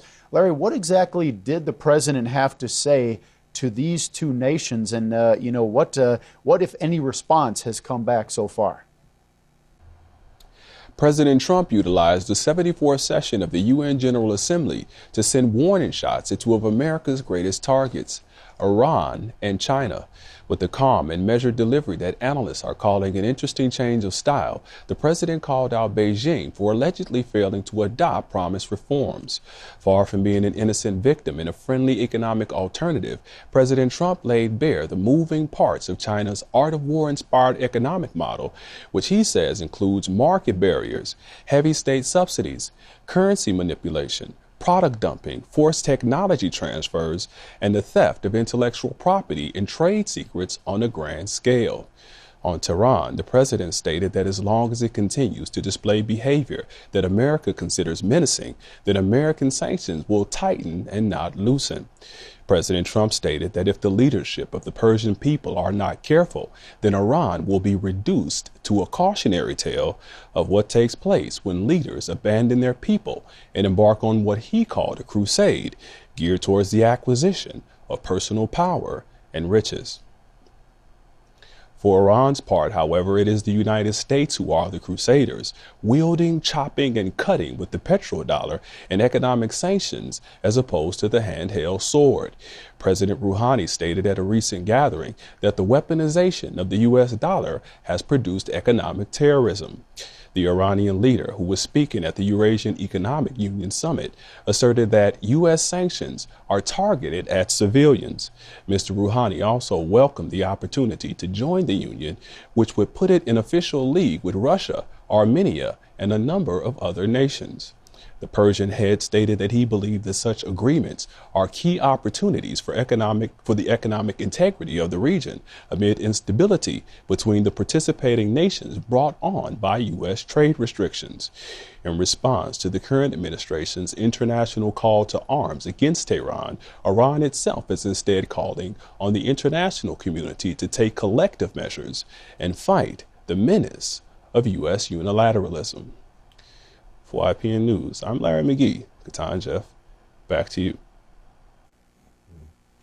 Well, Iran's definitely making it clear that they want their voice to be heard and that they're also not going to just allow themselves to be continually walked all over. Well, Mike Pompeo met with Sergei Lavrov at the recent UN General Assembly meeting, the first meeting for the two since last May. This after more sanctions levied on Russian entities, for fuel cells to Syria. The U.S. has said that Russia is supporting Assad's brutal war machine in Syria. Well, these sanctions are on one Russian company, 5 Russian flag vessels, and 3 Russian individuals for the facilitating of the transfer of jet fuel to Syria. Now, this is, interestingly, the 75th round of sanctions that have been taken against Russia since 2011. 75 different sanctions. That's a lot. It sure is. Well, the Russian Foreign Minister Lavrov said that these sanctions placed against Russia is absolutely useless, and he sees this as just the latest steps of the U.S. acting unilaterally when it should be acting multilaterally, and that he thinks that the international community is on its way to a more just system because of the arrogant neo-colonial policies that are being used by the United States, and that's what's being used to empower certain countries to impose their will on others. So basically, Katan condemning the rhetoric by the U.S. Right. Well, regarding the war in Syria, the U.S. and Russia have opposing policies as to why they're involved in the conflict. The U.S. says it's only there to fight Islamic extremism, while Russia, on the other hand, sees their fight against international terrorism in Syria. Well, the Vatican hosted a U.S. Holy See collaborated event to promote religious freedom called Pathways to Human Dignity. Now, U.S. Secretary of State Mike Pompeo flew to Rome to participate. The event tackled how to combat human trafficking and provide humanitarian assistance worldwide. Now, global ambassadors were present, including U.S. Ambassador to the Holy See, Callista Gingrich. Pompeo lamented that 80% of mankind worldwide they live in places where religious freedom is threatened. Pompeo said, "Today, each of us must gird ourselves for another battle in defense of human dignity and religious freedom." the stakes today are arguably higher than during the Cold War because the threats to it are more diverse and numerous. Well, regarding China, Pompeo said, when the state rules absolutely, God becomes an absolute threat to authority. Well, Pompeo called on Cuba, Iran, Pakistan, and Myanmar. He closed by saying, we humbly ask the Holy See to join us and the representatives of all nations to join us. What could be more powerful, he said, than our voices all together calling for freedom to worship God? Interesting. Well, it does seem, by these meetings that they're having and of course, as many say, the rhetoric that we see taking place between the nations, and even just going back to the very beginning report that we had on the schools. I mean, people are organizations, governments, they're scratching their heads as to what to do. They're recognizing at this point that we've got some major problems in our society, and what we're doing is not working. We need to figure out what we can do to come together as a community, either locally or globally, in order to solve these problems, because if we don't, we're definitely headed down a road to disaster. Right, and you can see here Mike Pompeo, he goes to the Vatican there and basically calling on the Pope, wanting, it appears, to get the Vatican on their side, as we see, with certain other meetings with the Pope between different leaders, that the United States and the Vatican, they seem to have very close ties. They almost want to be, joined together on a lot of the same issues. And the Pope always has his hand there, actually, in helping make some of these pretty big decisions there that the nations carry out. Yeah, and it'll be interesting to see how this plays out, if it does, because, that request in itself could be a cause for division with other religions who don't recognize the Vatican or the Holy See, and so they may have a different means to which they look to, solving problems. So, it'll be interesting because the Pope and the Catholic Church has stepped on a lot of people's toes, in the last several hundred years, and of course a lot has come out in the news regarding the sexual abuse, the banking scandals, things like that have taken place in Rome, and so it's kind of left a bad taste in the minds of even in the mouths of even Catholics in regards to looking to the Vatican as a intercessor for the problems that we're facing right now. Well, if you are interested in finding solutions to your problems and would like to know what the Holy Scriptures actually show, contact the House of Yahweh and find out what the teachings of the House of Yahweh, as presented by Yisrael Hawkins, has to say about those things. And when you contact the House of Yahweh, of course, don't forget to request your free copy of the Prophetic Word magazine and the monthly newsletter. Here's how.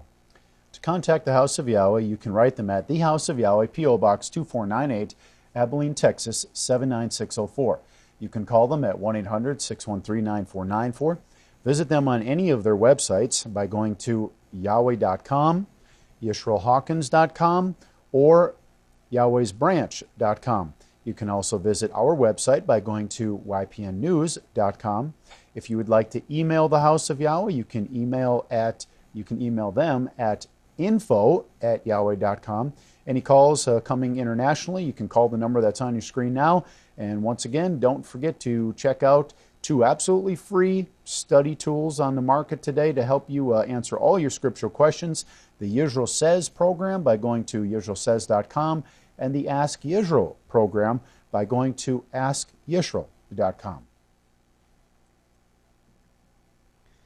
Well, don't go anywhere. Make sure you have your paper, your pencils, and your Holy Scriptures, because up next, Yisrael Hawkins. For all of us here at YPN News, I'm Katan Alexander. And I'm Jeffrey Heimerman. Thank you for watching.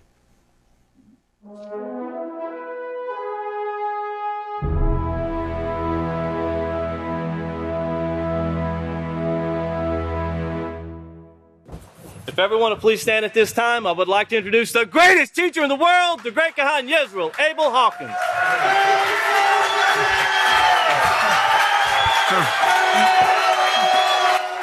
Wow. Wow, you're beautiful.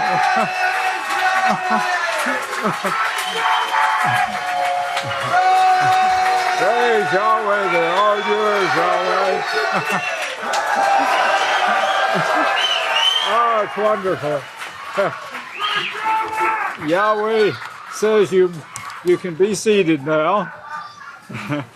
Be sure and listen closely. I hope you got the words of Pompeo. He's asking the Catholic Church to lead and guide the United States. He's speaking for the United States, by the way. He's speaking for Donald Trump. Yes. And he's asking, I hope you got that. He's asked the Catholic Church to lead and guide them in everything they say and do. Oh, that's beautiful. That's just exactly what prophecy is saying they're doing. Of course, the world don't realize that the Catholic Church is against the very laws of peace. They are against everything that is righteous. Even their own actions prove this. If Yeshua said the words when he was here on earth, don't do what they do, because they don't keep the laws of Yahweh. Well, that's his words. Our words is it's not destruction, it's not wars and fighting. Our words are, that is, the House of Yahweh words, they're everlasting. That's the difference. We're at the end of this 6,000 years. We're in the last 3.5 years, as was brought out today again. The 6,000 year period that was given to mankind, to Satan, it was assigned to Satan by the heavenly courts. Now that's what they're called, the heavenly courts. The heavenly courts is what Satan has a big role in. She doesn't run it alone. She runs it with the gods. If I told you that Jupiter, the great planet of Jupiter, now let me get this set in your mind. Listen closely. If I told you that the planet Jupiter, that you could put, you know how big the Earth is, right? You see the Earth, how big it is, seas and everything. What if I told you that you could put at least 3 of these Earths, the planet Earth, the size of planet Earth, at least 3 of them inside Jupiter? I mean, that's a big place. 3. What if I told you that you could put 300 inside Jupiter? 300? 300. You see how big Jupiter would have to be to get 300 of these Earth-sized planets in it?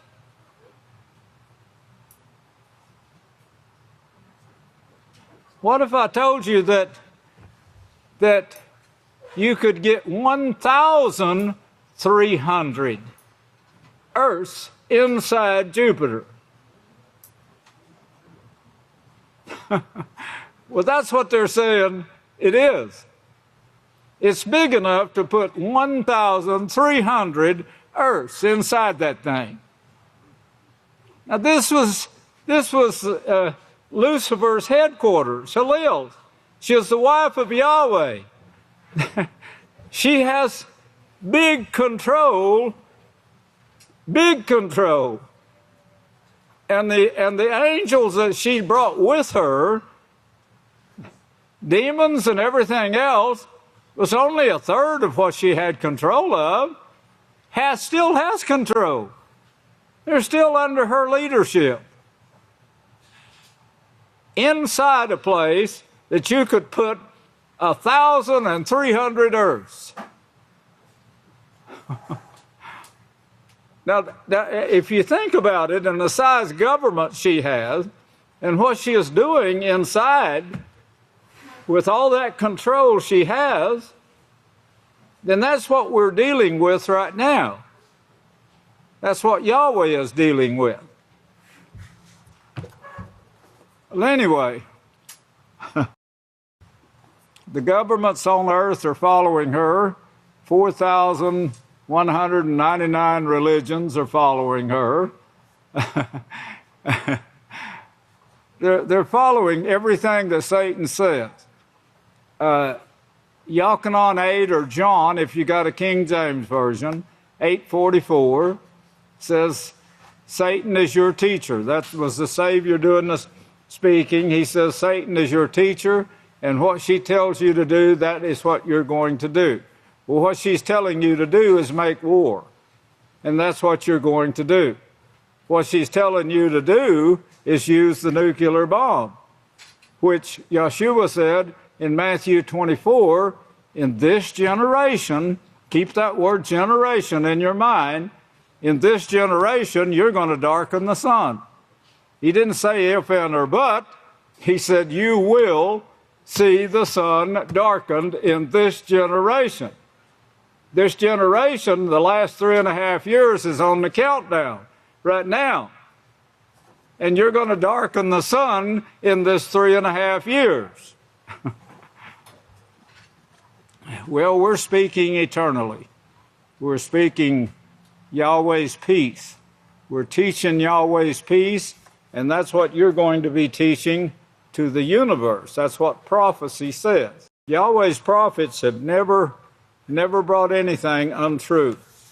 Their words are recorded for us in black and white. We can check them out.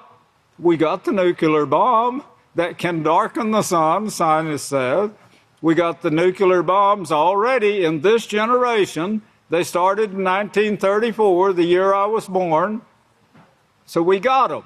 Why would we hesitate to believe the rest of that prophecy? You're going to see the sun darkened by these nuclear bombs. You're going to see the earth burnt in 1 hour. Science says yes, that's what it's going to do. Well, I want to bring you back to the feast. Now, I talked to Judge Tana. She's going to bring that speech again. She brought so much wonderful stuff out in that speech. And I said, we got to bring that again. And I know you understood what she was saying about 8:28. It should have been, they just typed in an extra 8 there.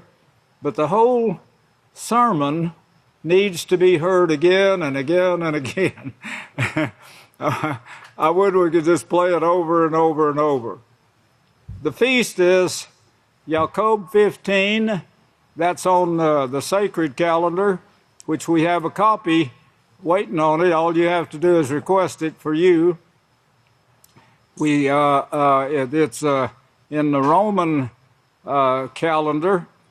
People don't realize it, but when you use a Roman calendar, you speak of God's name for every day of the week.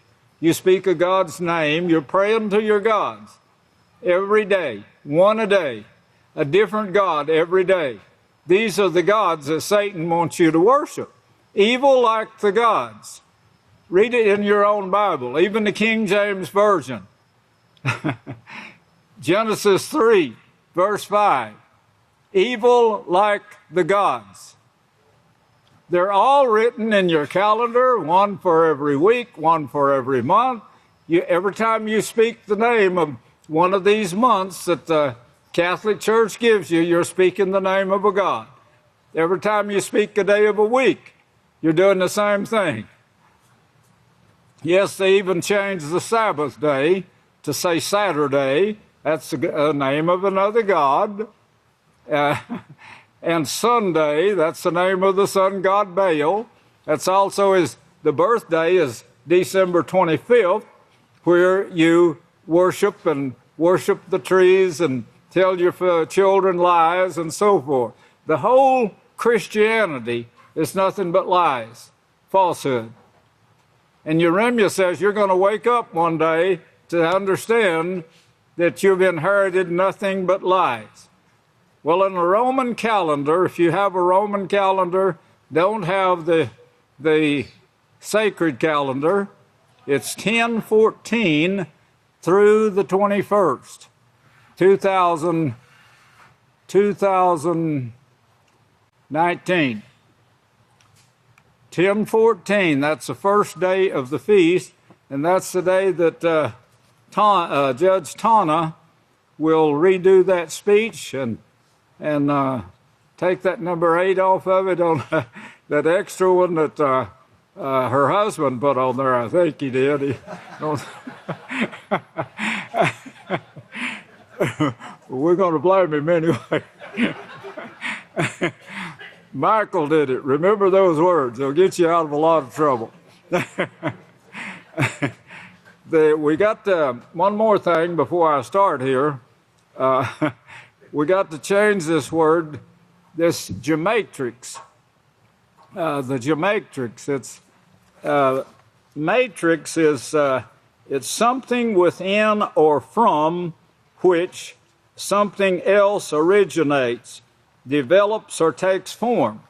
The so-called gematrix should have been Yah matrix.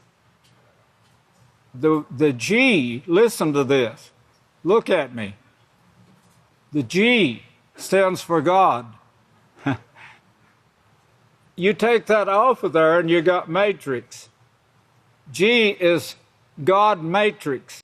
They even got one they call the God code. It's not the God code. The gods had nothing to do with this.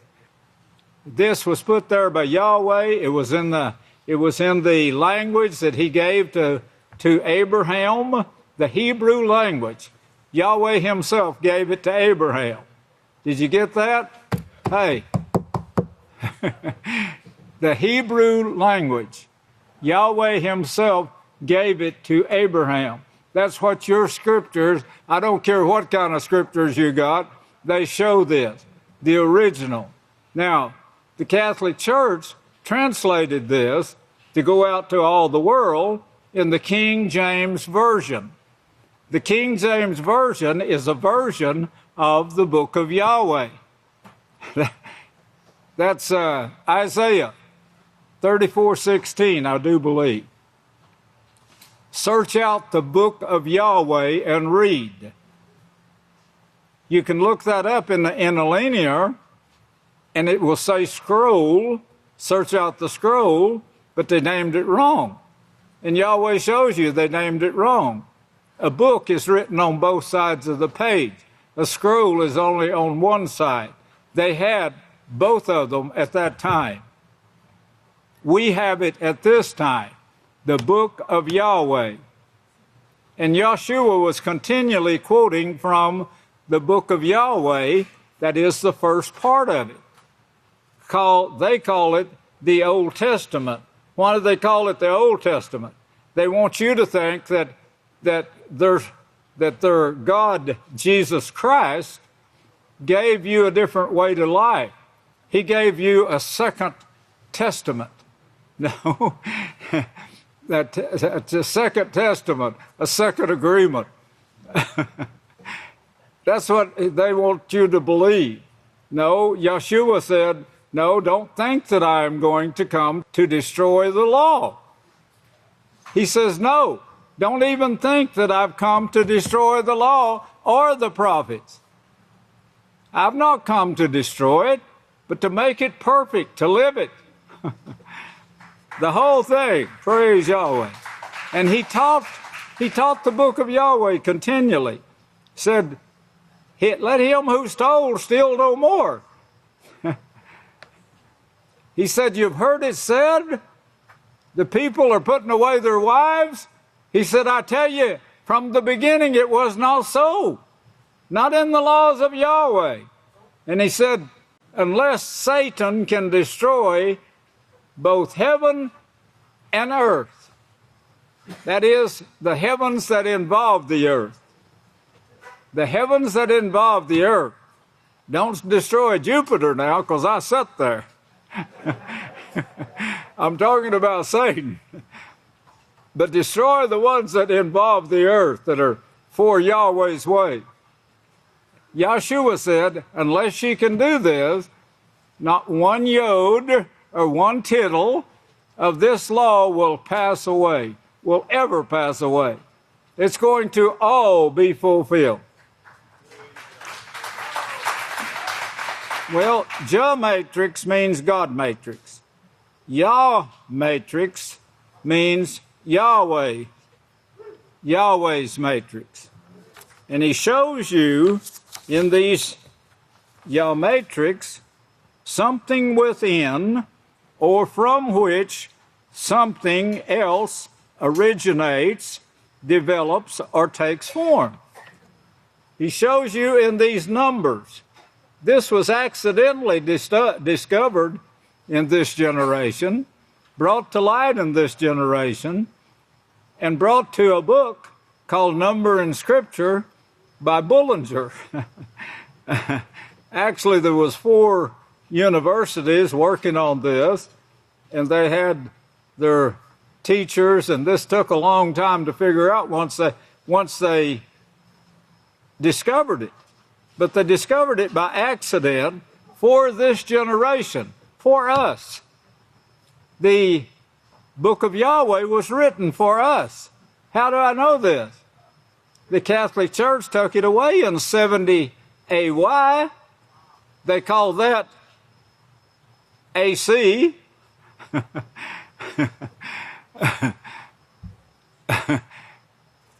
They changed that. AY is after Yeshua. They took the Y out of the names and they added the letter J. They invented it. The letter J was not even invented until 1600. They took the Book of Yahweh away from the people in 70 AY. It was not returned to the people until the King James Version in the form of a King James Version. It wasn't till later that the Book of Yahweh came out, 1987, and is going to all the world now. That's all in history. We'll be glad to send you every word of it to read. This Matrix, city of Israel. I tell you, I was about to fall out of my seat and break my hip, as Yahudah says. The city of Israel. Laws of Yahweh on 4 corners. Wondrous. We left a D out of that word. It's spelled WONDROUS. Wondrous. Did you get the meanings of those words? This is so beautiful. And Yasam, we invented that word. Peace. Peace is obscure from the world. They'd never get it in the way the Catholic Church is going. The Catholic Church was the tree of righteousness and evil spoken of in Genesis 2:9, the tree. The righteous tree was taken away from there. Now get this in your mind. The righteous tree was removed. The evil tree remained right there. And then it spread out. After the flood, the people who were saved from the flood, on Noah's Ark that he built, those people remembered, and they were told, where's my land? Where's my land? Well, of course, its name. Cush invented the Nimrod system. Cush. Well, who was Cush? Where was his land? You have to go all the way back, and nobody thinks about it, but you have to go back to chapter 2 of Genesis. That's before the flood. Is that Cush? Before the flood. Yes, we had prophecy in those days too. You can go back to 2. I'm going to bring it during the feast, maybe. Maybe I'll get to it. But if I don't, you could do some studying on your own. Chapter 2, you'll find the word Ethiopia. Well, that's the nonsense of the translators. But then they put a little letter by it, and they go down at the bottom that says, this is Cush. Why didn't they put Cush? We did. The Book of Yahweh contains the word Cush.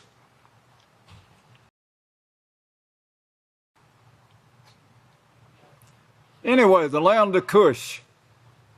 What was it? The Nile River. The Nile. Where was creation? Egypt. It's easily figured out.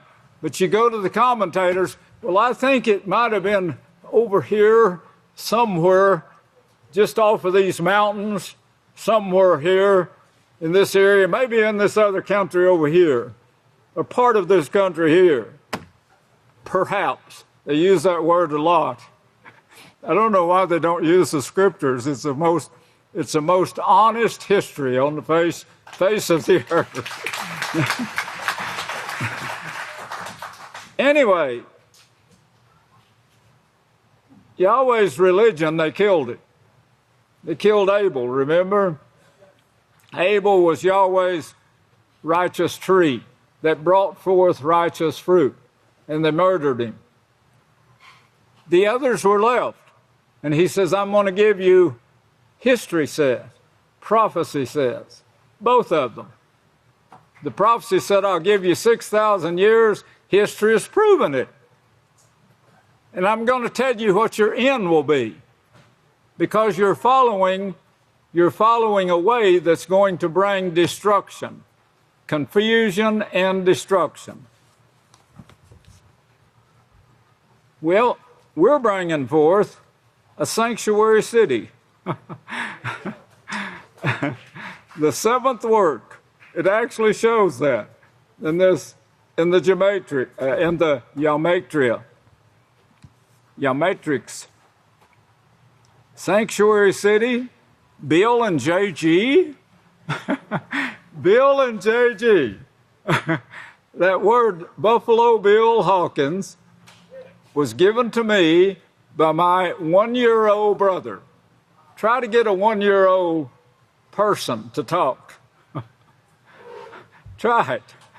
Try to get a 2-year-old. Ask them, what would you name your brother? They wouldn't know what a name stood for. Yet out of my 1-year-old brother's mouth, JG heard it. He was 10 years old. They talked about it all of my life. I never did understand it till recently. 1-year-olds can't talk. But Dad asked my 1-year-old brother, what would you name your brother? Dad had my 1-year-old brother sitting on his knee. I was born by a covered wagon that Mother had me cuddled up with. By a covered wagon. The doctor told my dad he'd be back the next day, or when he thought of a name for me, to come to his office at Lexington, Oklahoma. We were parked not too far from there in a covered wagon when I was born. And my 1-year-old brother, from his mouth, my sister heard it, she was 8 years old. My brother heard it, JG, he was 10 years old. And they heard Sonny say, or Vernon, as his name was, Buffalo Bill Hawkins. He couldn't talk. How could he say it? But he said it, and it was talked about all of my life. Buffalo Bill Hawkins. Well, Bill and JG, only Yahweh could know this. Bill and JG, because our names were changed later, both of us. His under duress, and yet then we find out in the scriptures that Yahweh is the one that gave us the names. Yahweh's the one that forecast, broadcast in advance, prophesied in advance. These are your names right here you're going to be using to take the message of Yahweh to the world. You are my witnesses. Isaiah 44. Abel Way. We're the ones that invented Abel Way. Find it somewhere, Abel Way. Those words were not spoken before, but Yahweh spoke them when he gave this message to Abraham in the Mattithyah. Abel Way. Protection, meaning a place of protection. That's what Mattithyah, that's what Yeshua said in Mattithyah 16:18. The gates of hell won't prevail against this one. I will establish my house. It's going to be like a rock on unity. That unity can't be moved. Unity can't be tore up. It can't be broken. It can't even die. It's eternal. You're going to be eternal with this unity with Yahweh. That's what he says. That's what he promises you. Psalms 91 shows he'll have that protection. Colossians also, Colossians 2. And then priest. Yes, Mattithyah 6:33, seek out the kingdom of Yahweh. Seek the kingdom of Yahweh and his righteousness. Deuteronomy 12:5, go to that place where Yahweh chooses to place his name.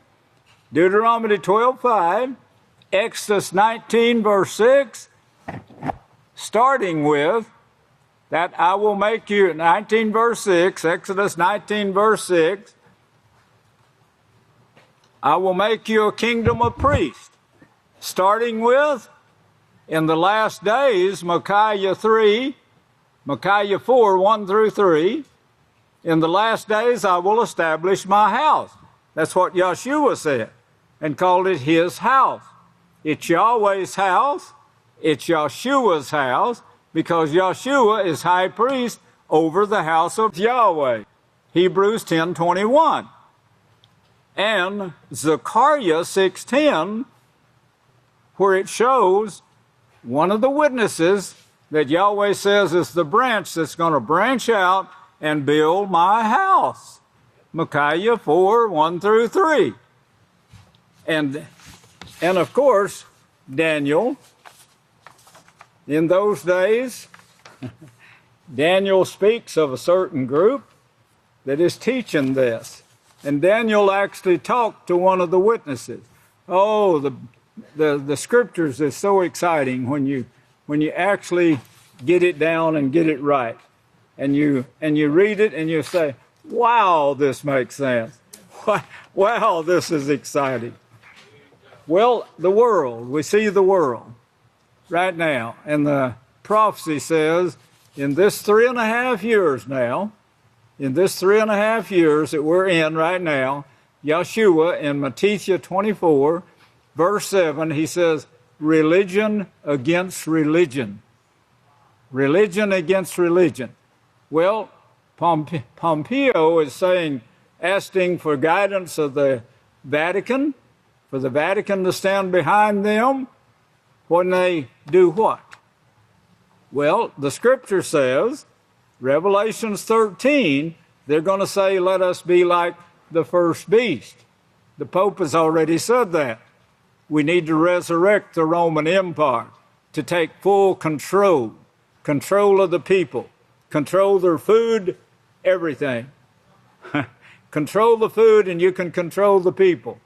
You can put them on breadcrumbs and water if you want to. As long as you control it, you control the people. Well, that's what they're seeking to do. Well, of course, there's going to be wars.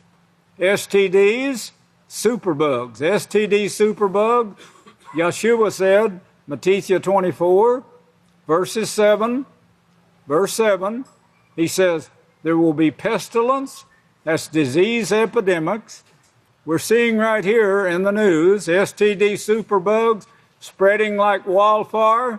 one exposure and you're infected for life. Just one exposure, infected for life. Nuclear nightmares. I talked about William Peary. Washington, D.C., nuclear nightmare. It is all too feasible that a terror group could make their own nuclear bomb. Well, of course, they're finding out it is. William Peary, former defense secretary under Bill Clinton, William Peary. My dad, they called him William, also Willie, but his name was Bill. Otis Bill Hawkins. William Peary's name also Bill, and they call it Bill Peary. Here, so you have a Bill Peary. He's the nuclear nightmare. He's the scientist that helped them put the nuclear bombs together. He's in his 80s. Wow, in his 80s. I know somebody else is in their 80s now. Another Bill. In their 80s. And he's speaking, he fears a nuclear nightmare. It is too feasible that a terror group could make their own nuclear bomb. William Peary, former defense secretary under Bill Clinton, describes this nuclear nightmare where terrorist groups is able to enrich a small amount of uranium sufficient to create a nuclear weapon and transport it to Washington, D.C. or any other place. Here's just a few of the things that's got Bill Peary or William Peary in fear. The effects of a single terrorist nuclear bomb. The effects. It could start a world war. If they think somebody else did it, a terrorist could set off a nuclear bomb and they'd blame it on whatever country they wanted to attack. The threat of nuclear terrorism is closer than you think. That's CNN. That was on CNN just recently. Nuclear terrorism, a clear danger, a very clear danger. The New York Times. What does nuclear terrorism really mean? These are just the articles, just a few of the articles that you can get. William Peary depicts how tension between nuclear-armed states can lead to catastrophe, miscalculations, and how even a small exchange of nuclear missiles can lead to devastating worldwide results. Another article, Kashmir, climate change, nuclear war.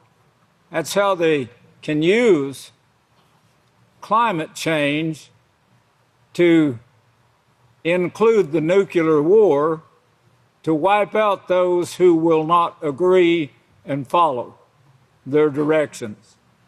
Nuclear winter, possible, still possible. The medical, environmental, and humanitarian consequences of nuclear war. Yeshua showed you. He said in this generation, he showed you Mattithyah 24 or Matthew 24. If you have a King James Version, he shows you exactly what will take place. It's going to be the worst time of trouble ever. I'm not talking about down the road somewhere. I'm talking about the 3.5 years we just went into and we're on the countdown. Self-assured destruction, the climate impact of nuclear war. Yes, using this climate change to bring about nuclear war, to stop the climate change. Nuclear famine, 1 billion people at risk. 1 billion. They're saying 1 billion. It's a lot more than that. The scriptures show 4/5 of the earth's population. Local nuclear war, global suffering. Even if it's local, it's still going to bring forth world suffering. That's when it starts. Remember, first is going to take place. This will include nuclear. They will kill, Revelation 6 and 9. Revelation 6 and 9. They're going to kill 1/3 of the people. They're going to murder 1/3 of the people in that fourth part of the earth around the river Euphrates. That comes first. Mark my word. Mark Yahweh's word. This is going to come first. But they still won't repent, verse 20 says. That's chapter 9 of Revelations, verse 20. They still won't repent after this. After 1/3 part are killed, they will continue with this nuclear war until 4/5 of the earth's population is wiped out. 4/5. That's coming. The prophecies are sure. They won't change because the people won't repent. If they would repent, but there's no possibility of it. The few that's turning to Yahweh right now, the 2 billion that's turning to Yahweh right now, is unnoticeable among 7 billion. Among 7 billion people, 2 billion won't make much difference. But that's what's turning to Yahweh right now. As we speak, as they hear, he who has ears to hear, let him hear what the one who reads, or readeth, as the King James Version. Bill Peary is terrified. Why aren't you? That's a great question, isn't it? Well, one thing, they don't know anything about it. They got their minds on STDs. They got their minds on passing time, finding some place. Get this in your mind. Yahweh gives you a short time to live.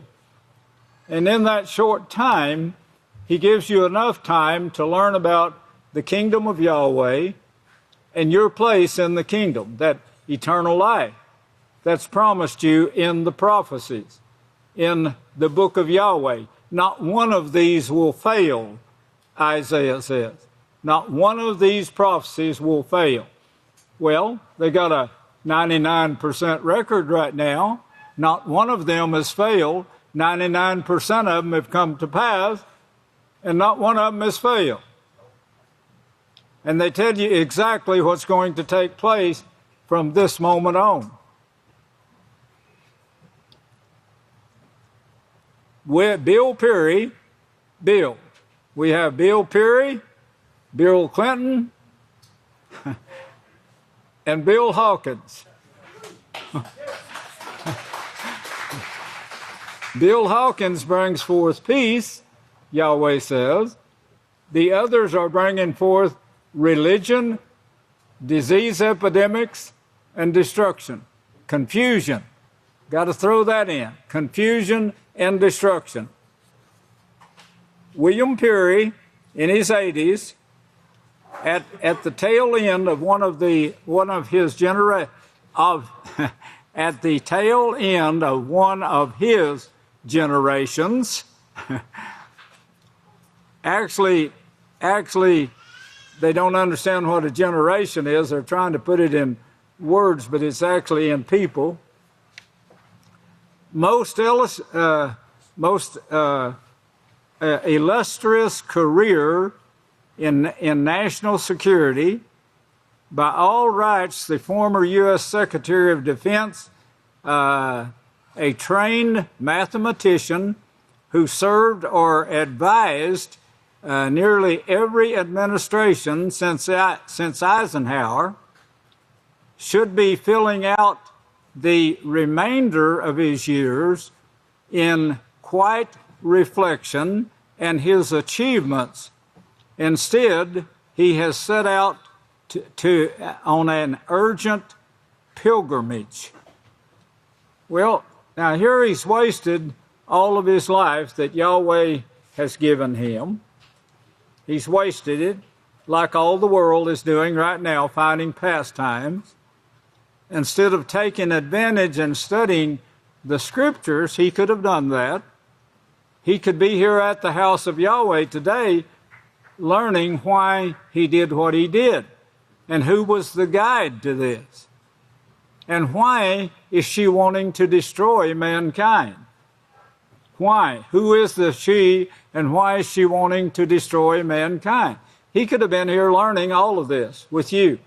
He could have a place in the kingdom if he hadn't wasted his time getting the world ready to destroy themselves, doing what Yeshua said in Yachanan 8:44. Satan is your teacher. What makes her your teacher? What makes Satan your teacher? I'm talking about all you preachers out there that are hearing me. I know there's a billion of you right now that's hearing me.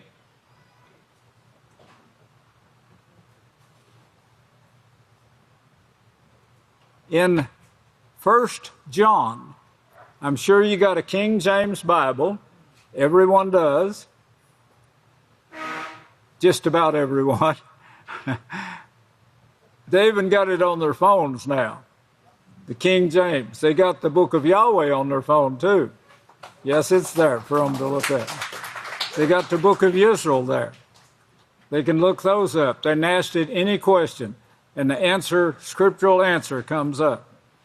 Now, that's teaching eternity. What the world is teaching is waste your time. Waste your time, and when you get old and die, we'll bury you.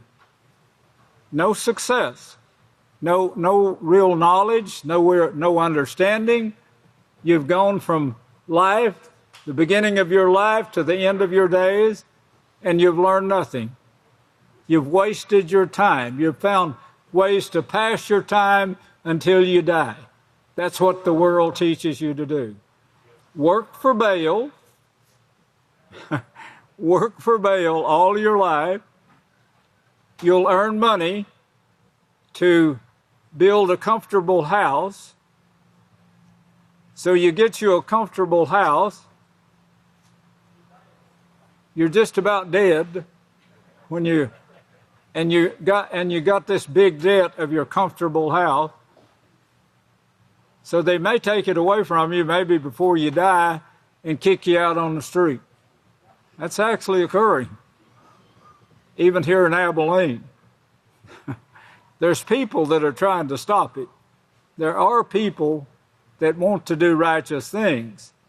They just haven't found the way yet, but they will. Those who Yahweh is calling, they will. Well, of course, here is one, Bill Peary, who's wasted all of his time, and now he's worried about it. And the churches are, of course, his preacher is saying, "Oh, you're all right.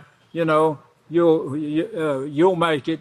You'll make it. We probably won't have nuclear war. They probably won't use them bombs you created." So they're assuring him that he's going to die now and go to heaven. Well, of course, all of this is lies, and they've inherited nothing but lies. It's as big a lie as Santa Claus coming down the chimney. But Bill Peary now has become a prophet of doom. He's telling what the Scripture says now. He's actually telling part of it. Today, the danger of some sort of nuclear catastrophe is greater than it was during Cold War. Peary said in an interview in his Stanford office, and most people are blissfully unaware of this danger. Blissfully unaware of this danger. They're just like Bill Peary. They've spent their life the same way. Even a single nuclear explosion in a major city would represent an abrupt and possibly irreversible turn in modern life, upending global economy, forcing every open society to suspend traditional liberties and remake itself into a security state. The political, economic, and social consequences are beyond what people understand. People just can't understand that what they've created, they're fixing to take it away from you. This is all going to be wiped out. It's going to be gone. Well, that's what he's trying to say now. Several pages of that. U.S. says China is blocking trillions in oil and gas. We'll send Navy to Asia drills. Well, of course, this now is hurt not the oil. This is shown in Revelation 6, where you see this coming together in this 3.5 years. Revelation 6, they're fighting over the oil. The United States has accused China of preventing Southeast Asian countries from accessing trillions of dollars worth of untapped oil and gas reserves in the South China Sea. Trillions of dollars. Hurt not our oil. Hurt not the oil. Hurt not the petrodollar. Well, of course, I've told you before, the United States is going to remain strong until the very end. That's what Scripture shows. I brought that out in the Mark of the Beast in detail. The very end. But that end is in this 3.5 years also. The end of the United States, as we know it, is going to be in this last 3.5 years that we're in already. We're counting down.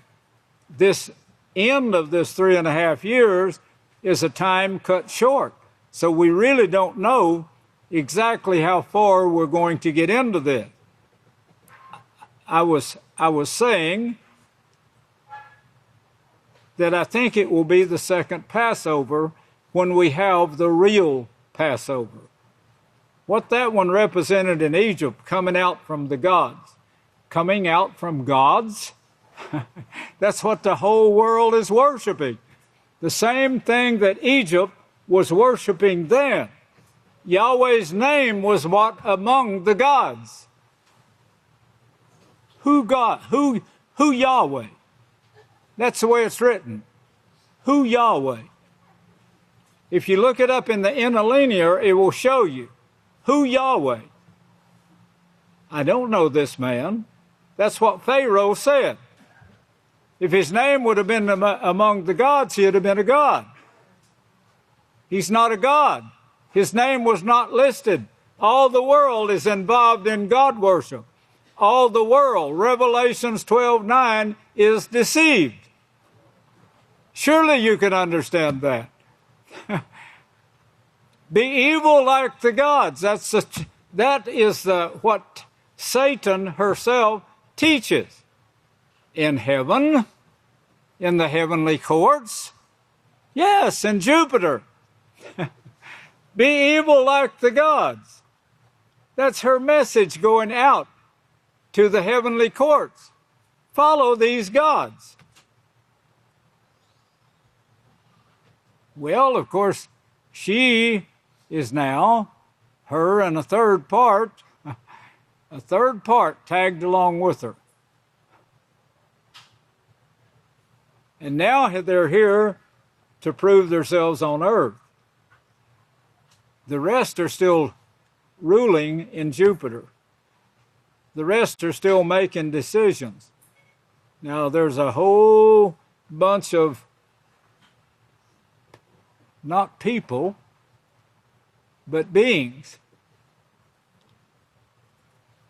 inhabit the heavens. And Yahweh says he sits among their gods. He judges among their gods, he said. And he tells them what they're doing wrong. But they are not listening. So he's proving. He set aside 6,000 years for this purpose, to prove to the gods in heaven, to prove to all the beings what sin will bring and what his way will bring. Now, down through the years, he has proved certain people that will rule as Yahweh rules, that will teach as Yahweh teaches. They're looking forward to this rulership. Many of them, it says. They're looking forward to the revealing of the sons of Yahweh. Now, that's what your Bible says, and that's what the Book of Yahweh says. So they're looking forward to this. All these beings that live on the, or live in the planets. Imagine 1,300 planets the size of Earth. You can't imagine that much. Could fit inside Jupiter. They don't know anything about Jupiter. Science don't. The telescopes won't tell them anything. All they can see is the gas on the outside. They don't know what purpose it serves or anything. The only way you can find out what goes on in Jupiter is to read the scriptures and understand them. Get the Book of Yisrayl. That's one thing that explains it. What you're seeing here is the fight over oil. Why would they be fighting over oil? And this was written in 96 AY. 96 AY? 96. This is when this was written. That's Revelation 6, written in 96 AY. That was just 96 years after Yeshua. Then the Book of Yahweh was taken away, including Revelations that Yachanan wrote in 96. He was in prison for teaching the name Yahweh and the laws of Yahweh. And he wrote this book. That is, I know it's far out, but one of the witnesses was sent to speak to Yachanan and give him the book of Revelation. And he copied it. Yes. It was a man clothed in linen, Yahweh said. Now, if you can get all this in your mind, you can see how wise and how much strength or power Yahweh has. Before we were born, we were on a sea of glass and Yahweh was looking at us. He knew every one of you. He knows every record, every tooth you got, every hair on your head. All of them are numbered. He knew you were before you were born, and he's sitting here looking at you right now and rejoicing.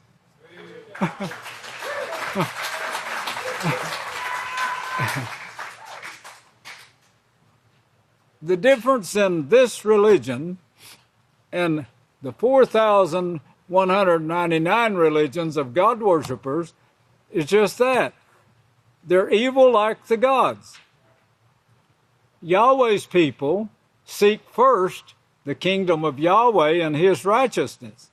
That's what makes us different. We're seeking Yahweh and his righteousness. We're the only house of Yahweh on earth.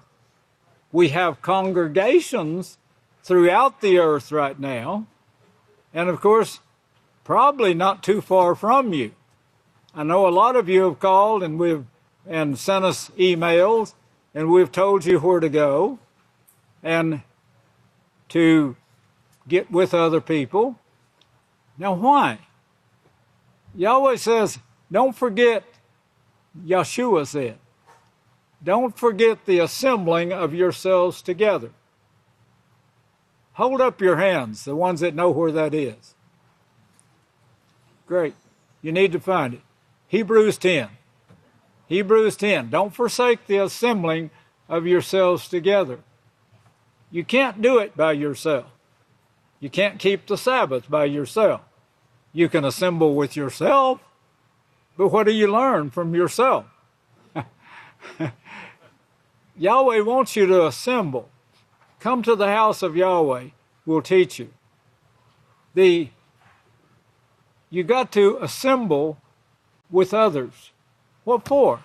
The verse before that tells you, consider one another. It's that simple.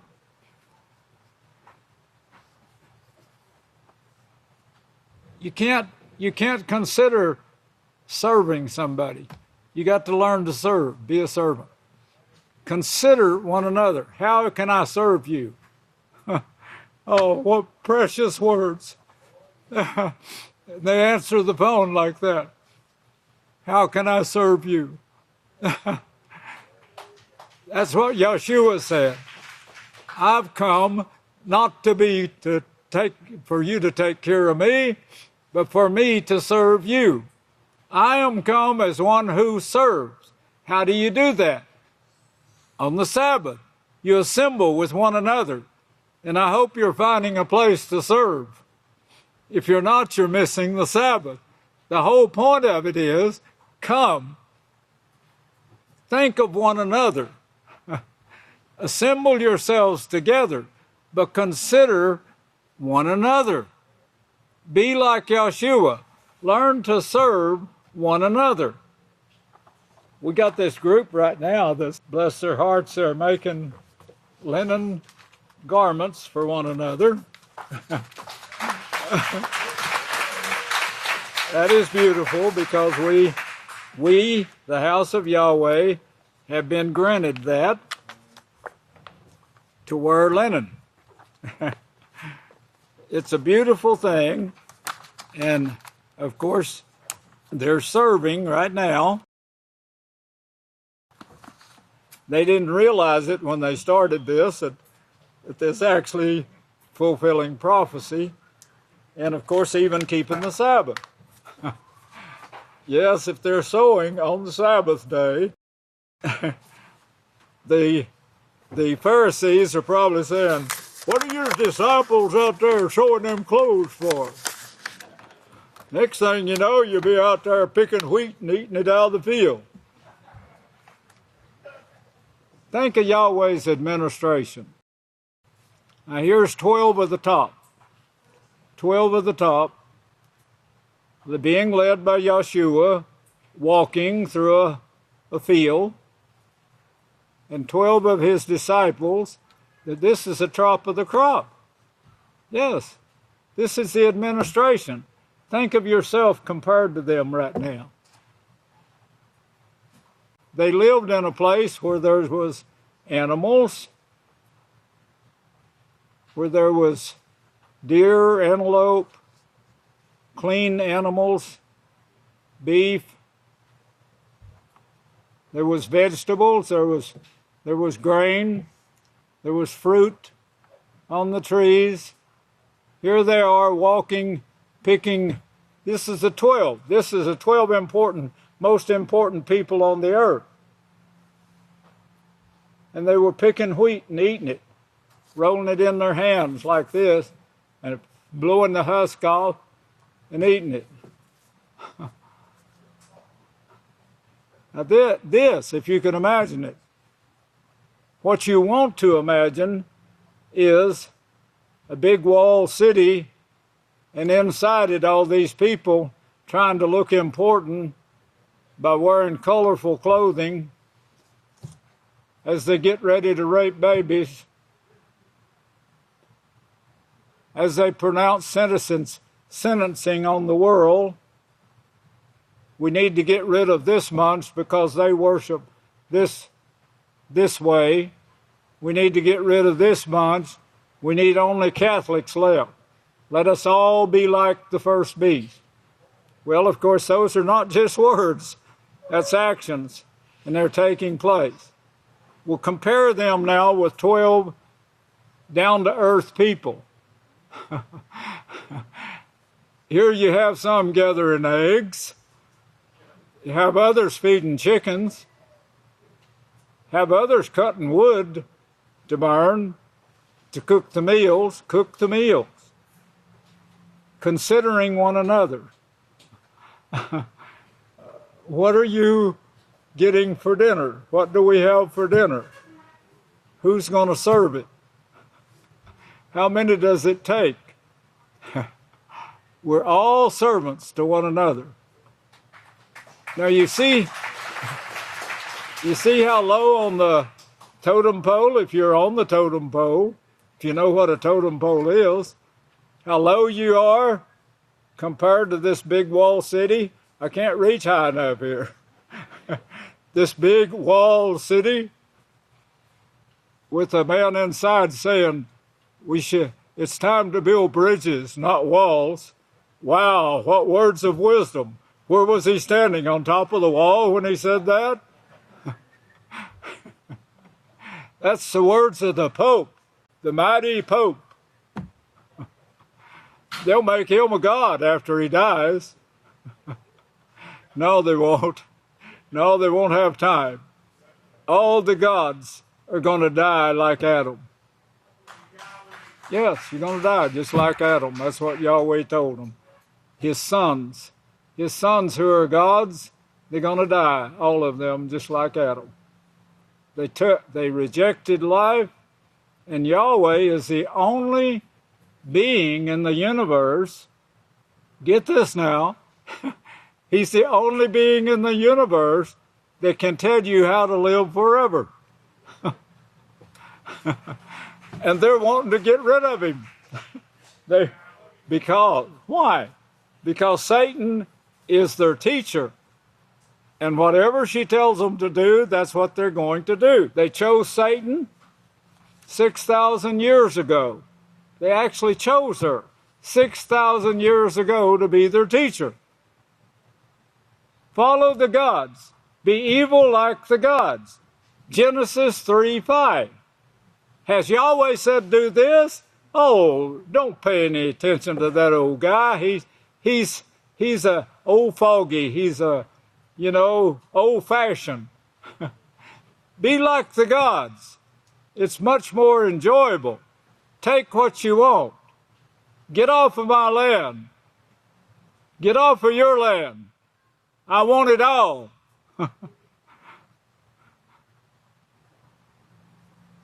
Maybe somebody will write a song about that. It's a beautiful world, what Yahweh has planned for you. You, the lowest class of the people seen in the world, who's out here a farmer digging things out of the ground to eat. Well, you ought to be in a mansion somewhere, and they ought to be serving you. Well, that's the way the world looks at it.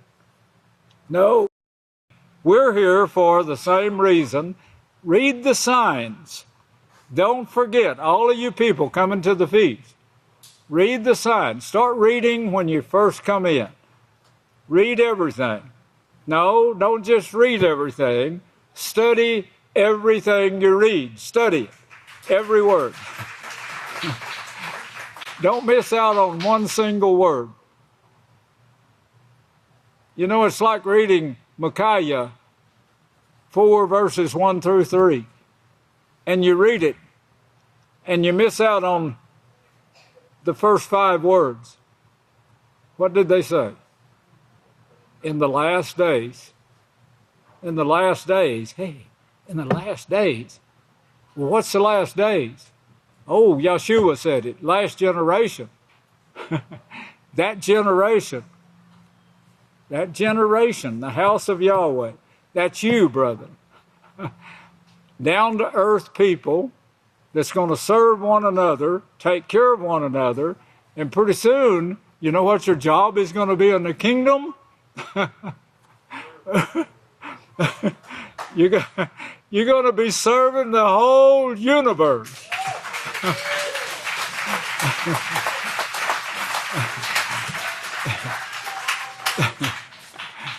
The universal religion is the one that's going to be wiped out. You won't have to serve it. The ones that are left won't be universal. Where'd they get that word? Universal. It didn't come from earth.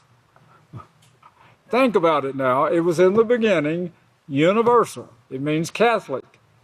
It was the second tree, the tree of righteousness and evil. That's universal. Universe means universe, out there. That name came from somewhere else. You got all that? Got that in your head? Work on it. I'll be back with you the first day of the feast. I think that's right. Don't miss next Sabbath. Don't miss the Day of Atonement. All of this is service to Yahweh, and Yahweh is there with you where He can teach you, inspire you every Sabbath day, from one new moon to another and from one Sabbath to another. Yahweh is with you to inspire you to learn, to do your place, to be a servant in Yahweh's kingdom. Yahweh bless you, and I'll turn the services back to the next leader. I love you!